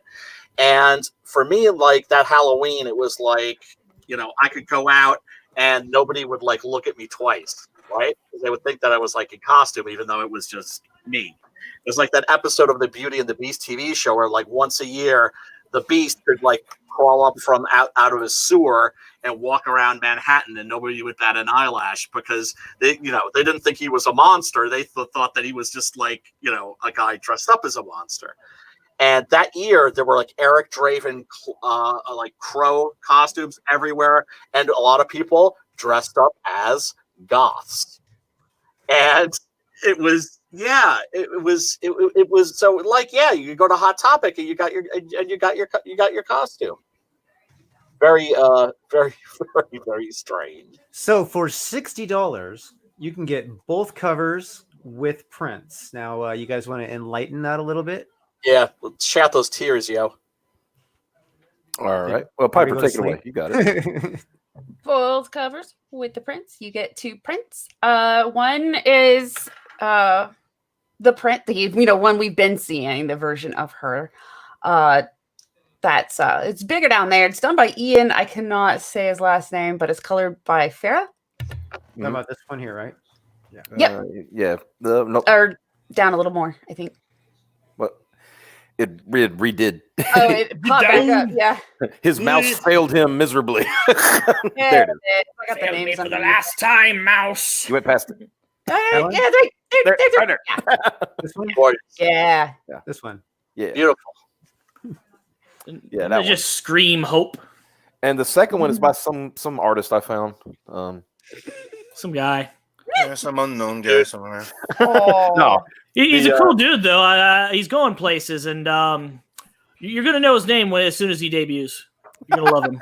Awesome. Yeah, he never published a book yet. He's a newbie there. you're gonna smack me around later, aren't you, Simon? Hey, you know we love you, man. Yeah. No, Simon I is do. doing a print for us. And Hell yeah. it's gonna be sick. Yeah. We already got the layout. I just need to pay him some money. And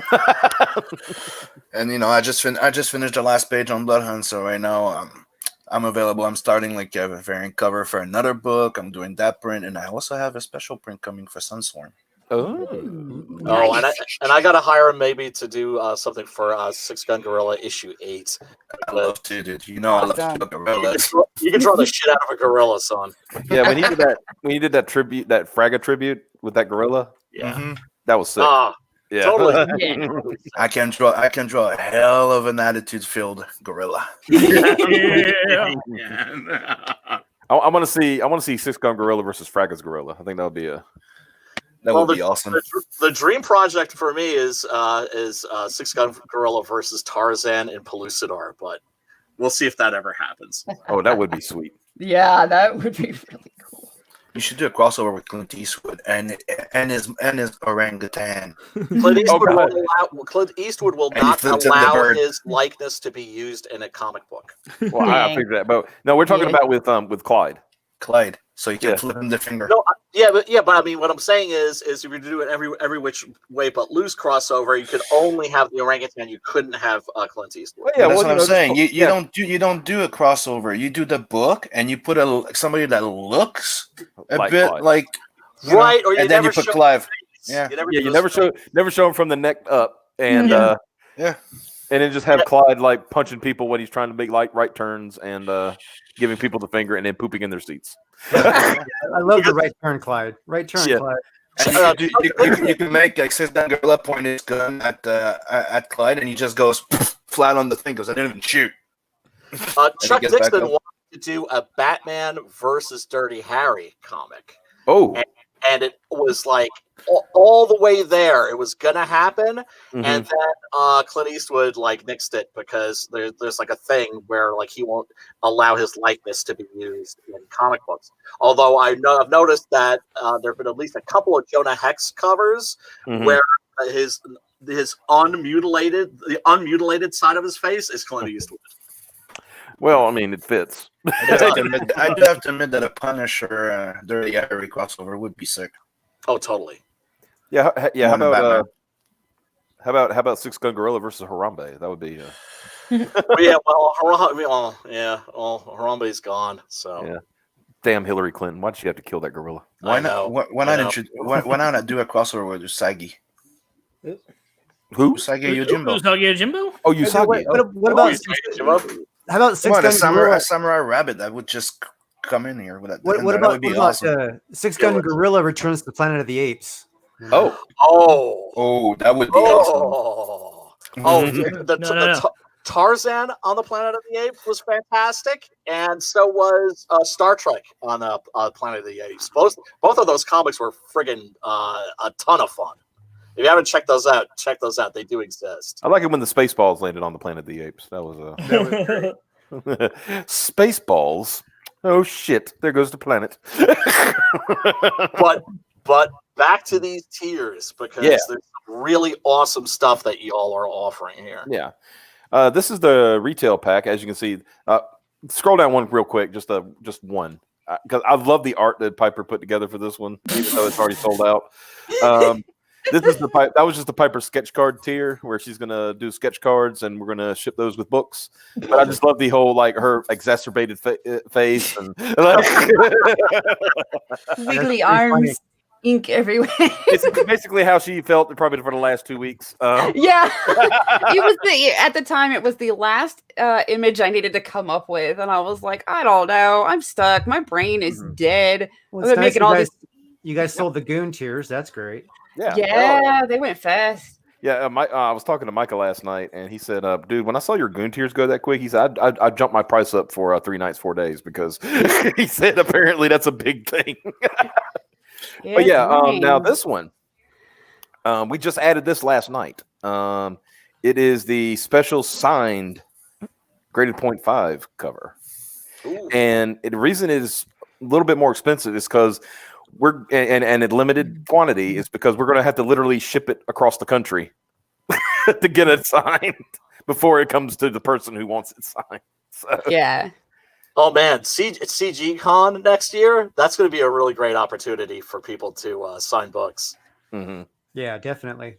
Yeah, but we thought if people want it now, they don't want to wait. We'll give them the opportunity, and it's up to them. If they want to do it, they can do it. But exactly. Mm-hmm. You know what? You need to have it like stamped, like if like it was like a passport does somehow. Oh, like it went from North Carolina to Ohio. Yeah, It needs to have like some kind of like indicator, like it did all this traveling. That's a great.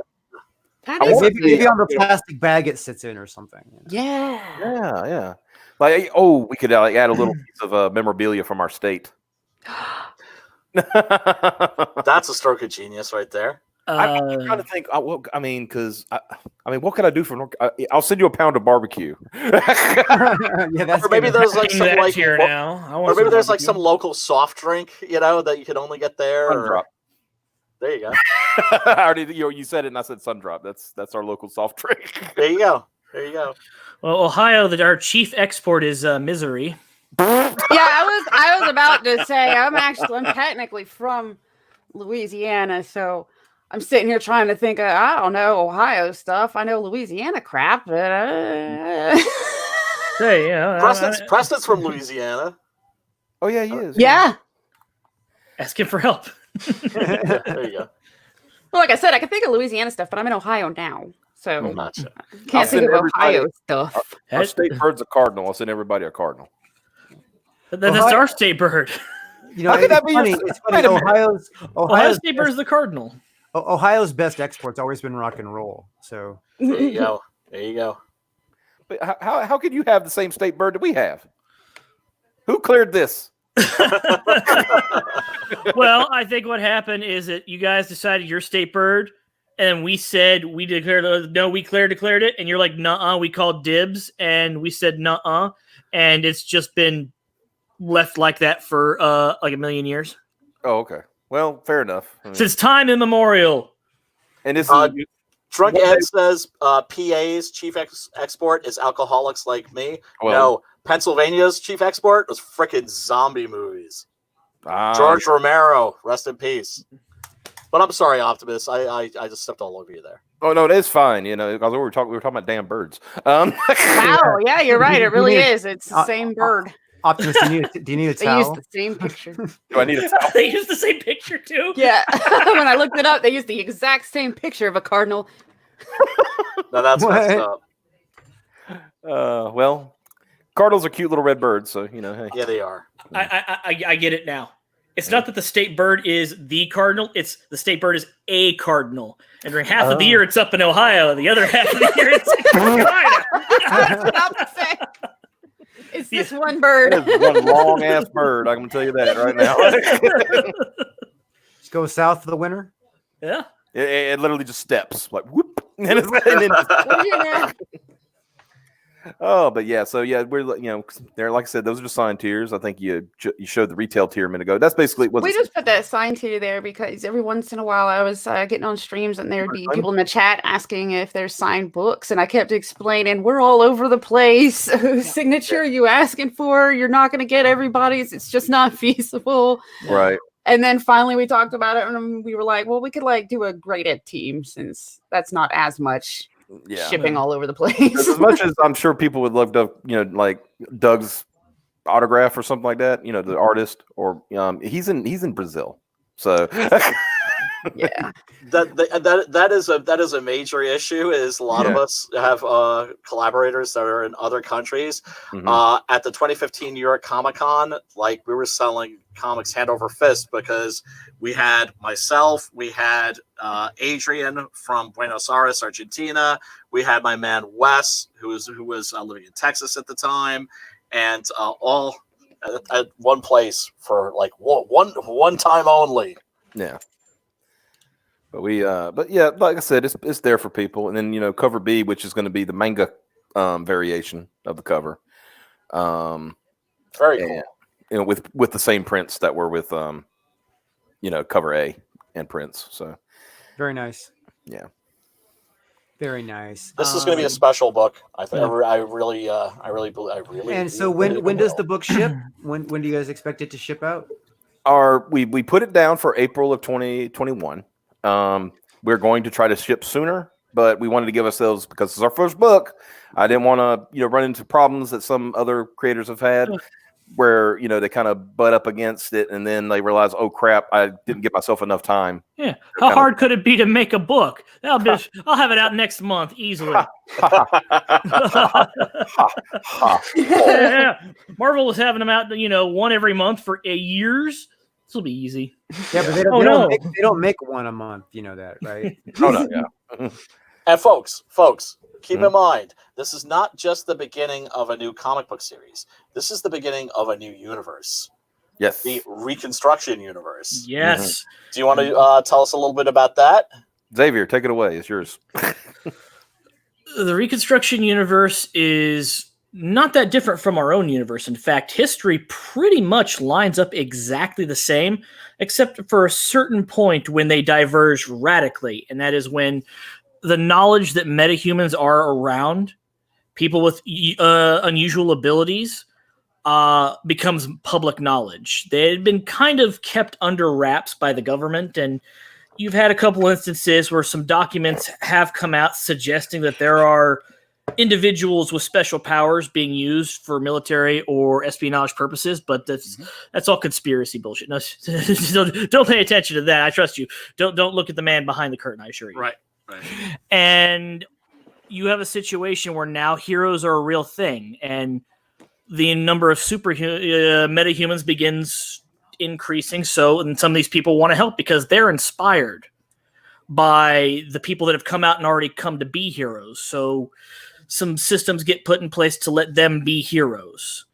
And we reach a point now where we've had several large major events in this alternate history the biggest one to date has to be the event that immediately precedes Peregrine. They've never had anything this big, this bad before, and it decimated the superhero population. Yeah, right. It's just you had a situation where, as time has gone on, you have your street level heroes, and you got your big hero organizations, and the street level heroes. There's a lot of feelings towards them. We're like, what do we even need them for? We got the big guys and they're taking care of things.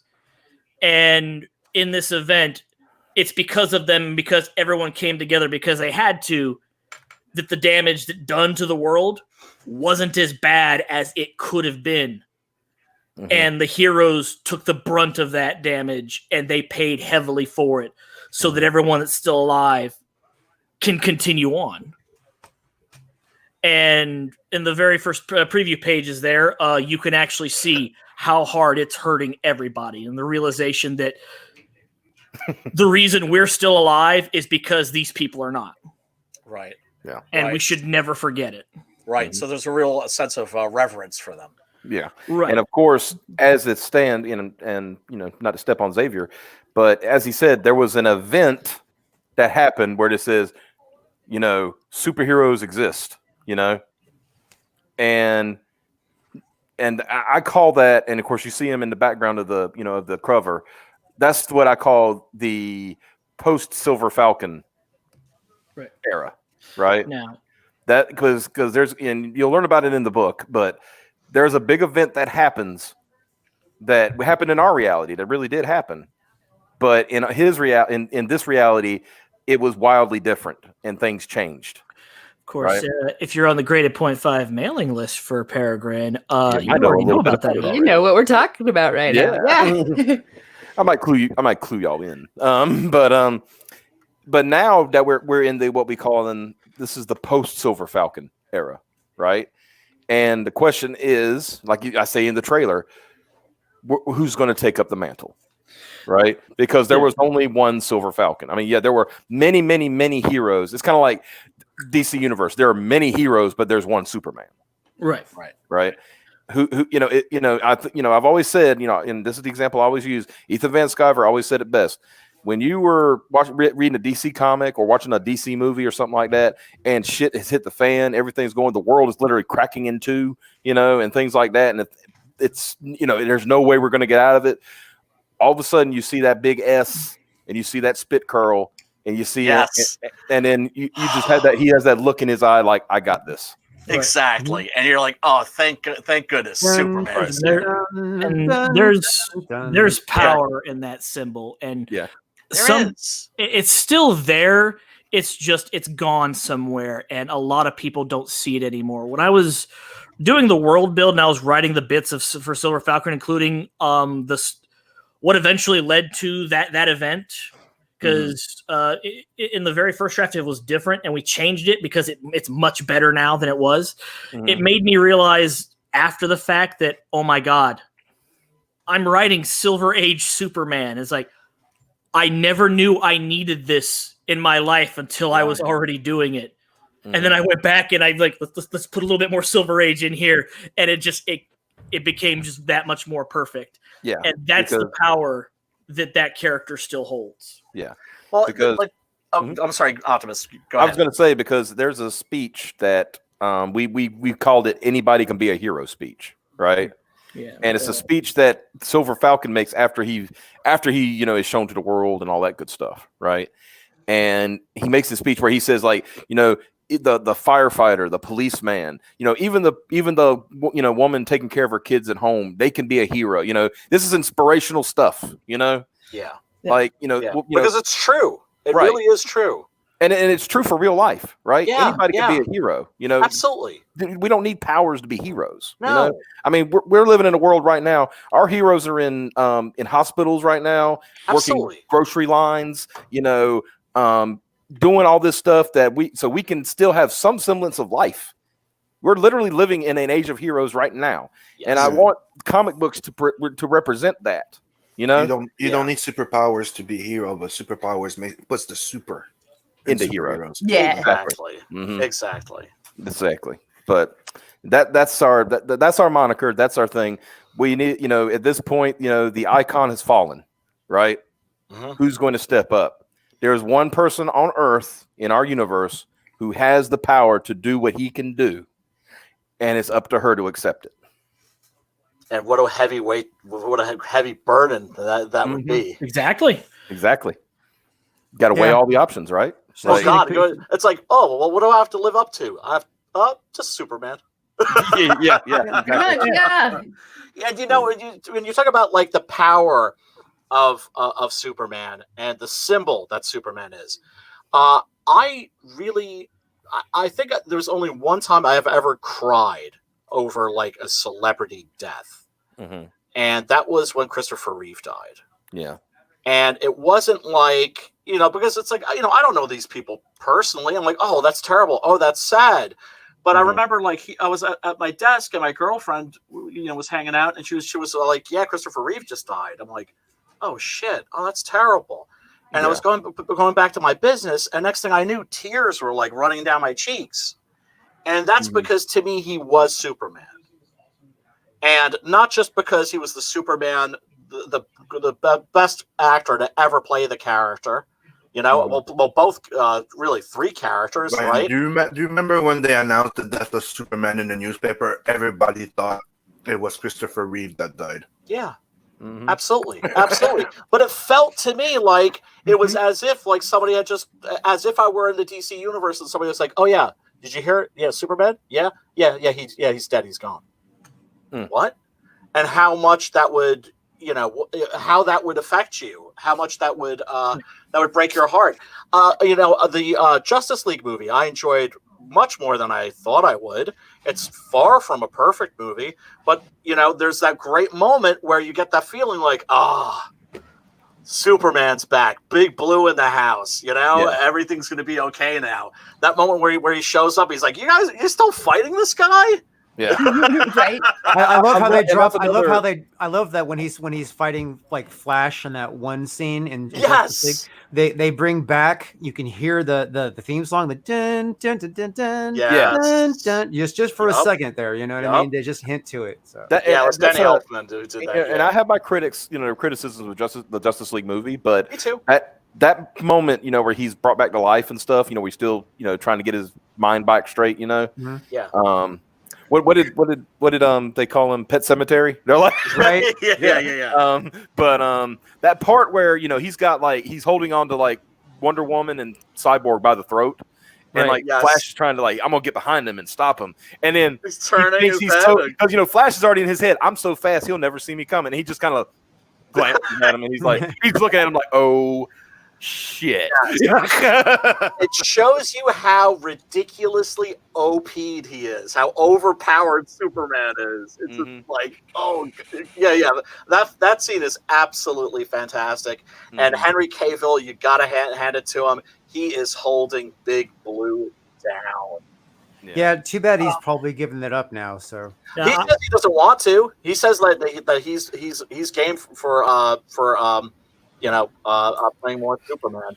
Yeah, but he wants the Snyder cut out. Well, he also wanted to go do Witcher, and they were like, no, we need you on board for this. Like, okay, send me a script. Otherwise, I'm going to go do Witcher. Yeah.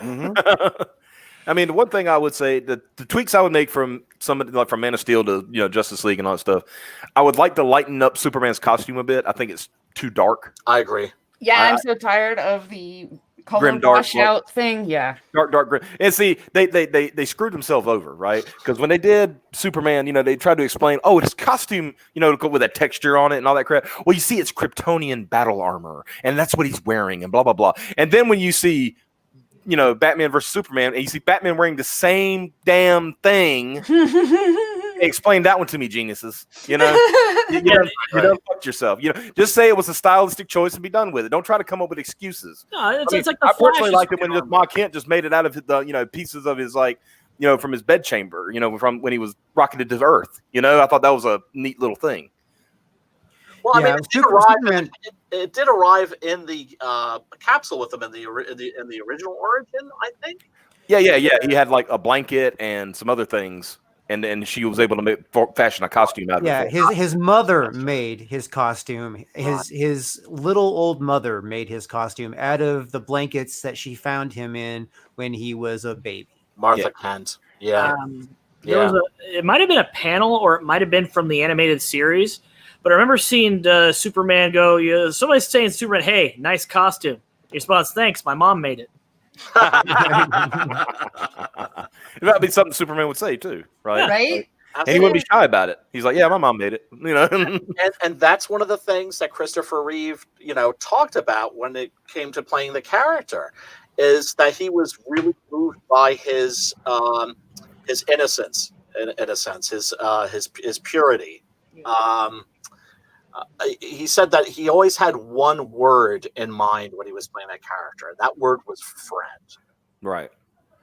And it's like even a movie like Superman 3, for all the issues that movie has, there are moments in that, like when we have evil Superman, it's been corrupted by, I think, like the not pink kryptonite, the tobacco kryptonite is what I call it. Superman 3. The tar. Tobacco into it. And that scene where he's in the bar doing shots, and then he It's like in the nuts. Yeah, which is a great scene. You know what's a great scene? One of my favorite scenes from all the Superman movies is the scene when the little girl is screaming up the tree at her cat. Yeah. And he just comes flying down, and he just gets the cat, and he hands it to the little girl, right? And then it's like so touching, right? Yeah. Then the little girl goes inside, and her mom fucking smacks her. Yeah. I told you to stop telling lies.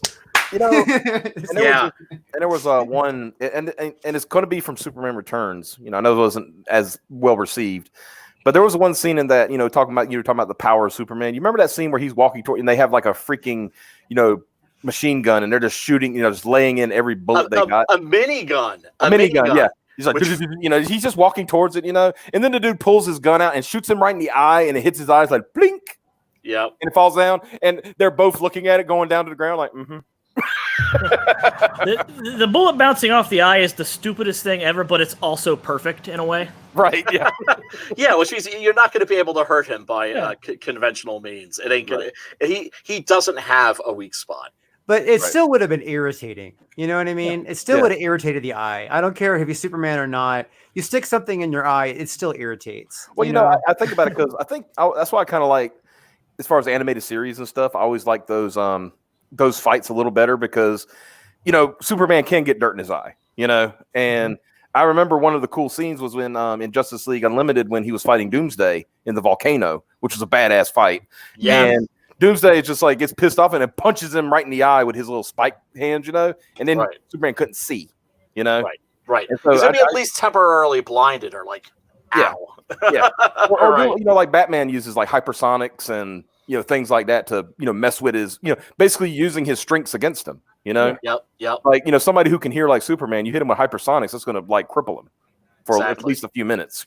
So exactly. That's one of the things I liked about Man of Steel was the fact that it showed him growing up and his powers actually being painful. Mm-hmm.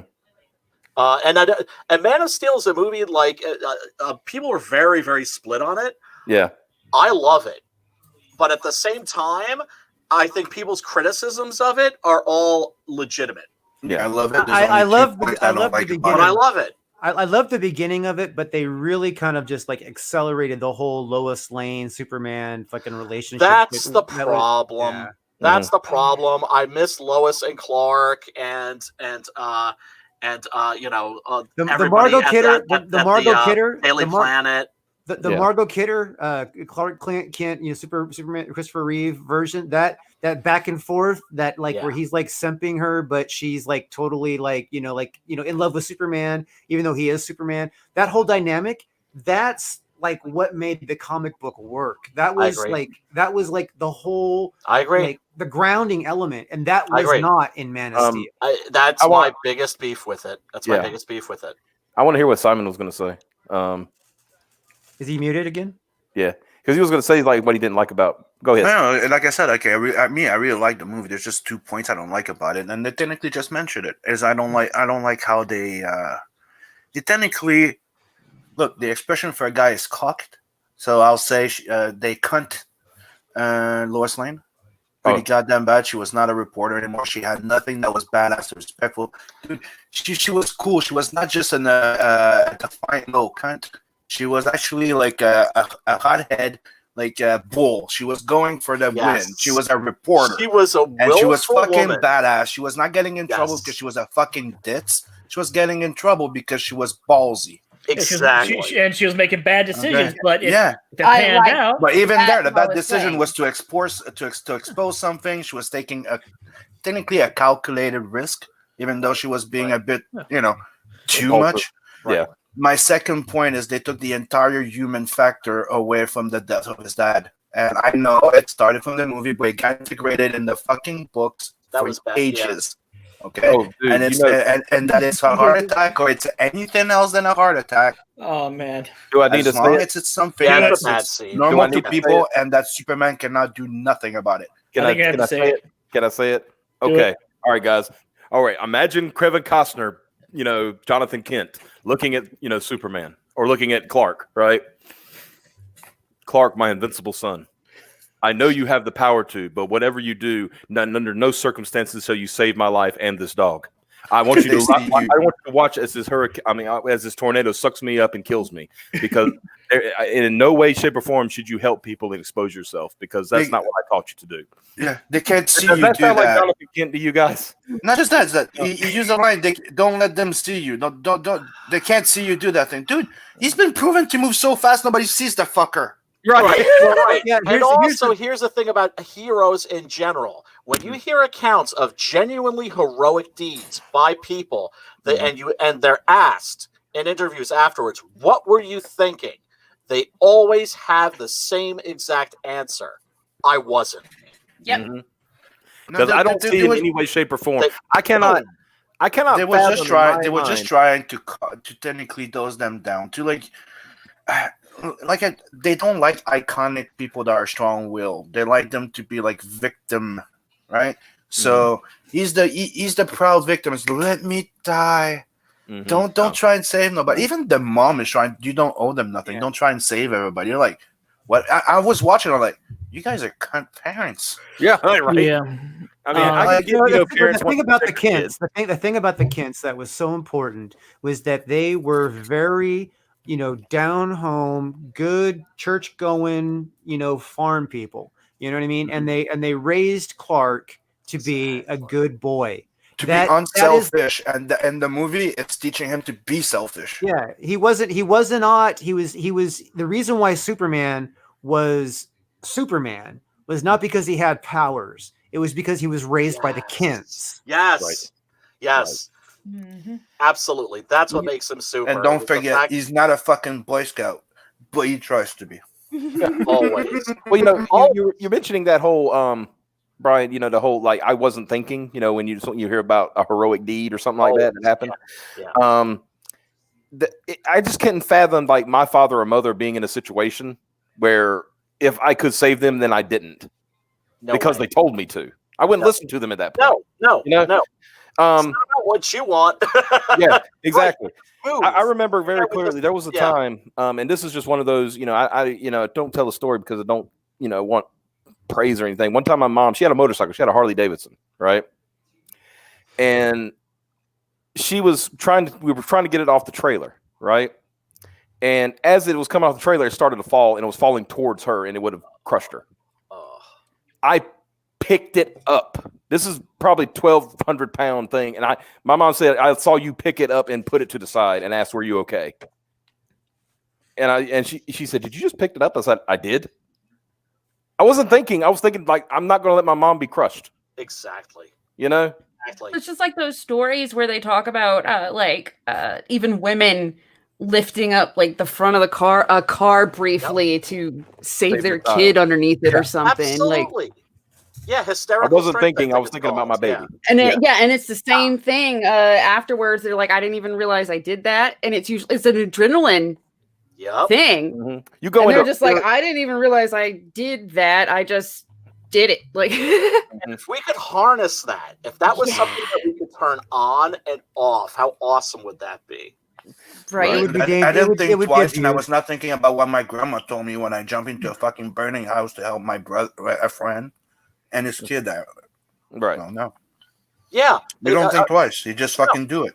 you just do it. Absolutely, absolutely. I remember. Then I after remember- that, you get scared and you shit your goddamn pants. right. Exactly, but that comes afterwards. Like, oh my, like what the fuck? I It's could have like just gotten killed. But there was like a beautiful. You hear beautiful stories like this all the time. There was a guy in New York City, right across the bridge from me, and there was a guy who had an epileptic seizure, and he fell onto the train tracks in the subway. And this dude jumps down to help him, and a train is coming, and he's not going to make it. Mm-hmm. So what he does is he arranges the guy on the train, between the train rails, right? And puts his body over the guy, and the train goes right over his head.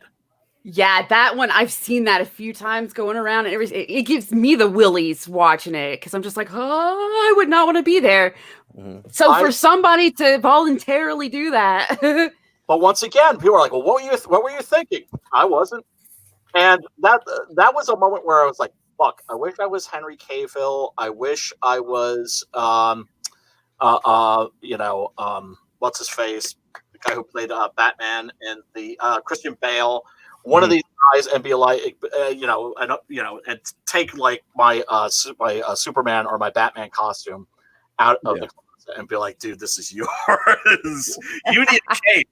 You need a cape, brother. Here's a cape. Actually, if that guy had had a cape, they probably both would have died. An honorary cape. I know. Honorary cape. Like a medal, Yeah. Yeah. Yeah. But once again, we all have it in us. We all have that heroic ability inside us. And, you hear stories, like I do read a lot of history. And when you see places, especially like, when things have gotten really bad, like Nazi Germany, for instance, people will tell you they saw heroes turn into cowards, but they also saw cowards turn into heroes. Yep. Exactly. Yeah, well, that is the thing, is like, people who are like cowards that become heroes, people that are like Superman. Like the whole thing about Superman wasn't just because he was like super strong and could save the day. It was about choices. Yes. You know what I mean? It was about making the right decision. Not just like, oh, this is the smart, clever thing. This is the best for business. No, it was like the moral decision, like doing, and it's not like Superman was like super morally strong because he was super powerful. He was, he just had a good moral grounding because of his parents. And he knew that because he was so powerful, that he was the only one that could step up and be the example. Yep. And, most people, let's face it, if they had superpowers, what would they use them for? And I'm sorry, another thing that a lot of people forget, it's also the fact that remember that storyline of him living in a cardboard city? It's like the fact that the guy is so powerful, he can't get mad. Dude, he has to control a fucking sneeze. So if he sneezes too hard, he's going to destroy a freaking house when you think about it. That guy needs to remain in full control at all fucking time, and that's why I bring up that's what I really freaking liked about the Man of Steel, is that he went out right fighting. He didn't think about the damage, and that's when he had a type of like, oh fuck, did I do? He had to fucking kill the other guy. He was forced to kill him, otherwise he would still fucking kill people. Yes. Yeah. So to me, was building that mantle of Superman. That's like, I need to keep everything in check at all time. Yeah. For some reason, I still like Superman 2's battle with Zod a little bit better. That's great. You know what I mean? Because it was cheesy. The people, that part was a little cheasy, but it was watching wrestling, but heartfelt. But heartfelt. Yep. And there was a real reverence for the character, a real reverence for the mythology. And there was really strong Marlboro cigarette product placement. And And there's also the fact that we also understood that there's the limitation of special effects. We were more, forgivable on that aspect. That it was more like theater or wrestling, like I made the joke. I think the most important part of that movie and that fight in general is showing in that world what Superman means to people. Yeah. Because when everyone thought that Zod had killed Superman, they killed Superman. Yep. Right. Yeah, they pulled the exact same thing in that Spider-Man one too. Mm-hmm. Well, I just noticed that we're backing up. We actually have another engagement. I was thinking that, so I was going to give one last big plug. Let's do this. Yeah. Well, I say that we definitely need to back Peregrine. I mean, everybody who doesn't, I already do. So I know I'm good on that. They are $75 away from getting to the 11K spot. They are there. That means that they're healthily into the 10K area, but they need to keep this going. This can't stop. Everybody who is out there, you realize that if you don't already back this, figure out a way to get yourself to back this, back creators in CG. We need the money to continue our projects. Some artists need the money to survive. And that's an important thing to remember, is that some of these artists are drawing these books and they need to live on the money in the process, Exactly. So it's an important thing to remember. And then you're backing passion projects. Yes, you are. And then there are a couple other projects I want to point out real fast. Okay. One is Blood Hunt. Yeah, that guy, Simon Pothier, great guy. Oh, he is. I know that guy. Getting close to that 10K, guys. Yeah, 5 figures. 10K. He's getting there. He's getting there. This book needs to be at the 10K point. It really does. Yeah, it does. It's a vampire assassin. I mean, come on, that's a nice concept. He's a monster for hire. What's not like that? What's not my favorite part? My favorite part. He drinks the blood of monsters and gains their powers. Mm-hmm. Yeah. Yes. Love that. And then also there is Six Gun Gorilla, the big gun down. Yes. We definitely want to see this one do a lot better. This book is going to be a great read. It's going to be very violent, very guns and blazing, very, very, very good attitude. It's I don't understand why it's not doing better. It really needs to be. It needs to be doing better. It might be because it's a Western. That's what some people. It's a hard sell. Western are a hard sell. Yeah. Westerns are a hard sell, but this is also a Western with a fucking gorilla. Right. Yeah. It's like me. I knew that doing a horror book was a harder sell than coming in with a sci-fi or fantasy or Right. Yeah. Well, everybody's got their taste. I think this book could do really, really good, and it should be doing better. And then finally, we're going to close out with a little bit of Captain Love. I get a little habit of doing this while the campaigns are active, so we're just going to let this roll. And then everybody, thank you for coming. We will see you soon. And I have to pop out, people. But hi, my name is Drew Ish, and I'm the author of the Captain Love series. Well, I'll tell you all about the second book. Rise the Pirate King. Yeah, that's the thing. And in this book, you're going to get everything that you would expect from Captain Love. Yeah, you bet. And I'm blessed enough to be able to use the same creative team. You know what I mean? If you feel like the universe is caving in, you need love to the rescue. And it seems like nothing will be right again. You need love to the rescue. Captain Love to the rescue. All right now.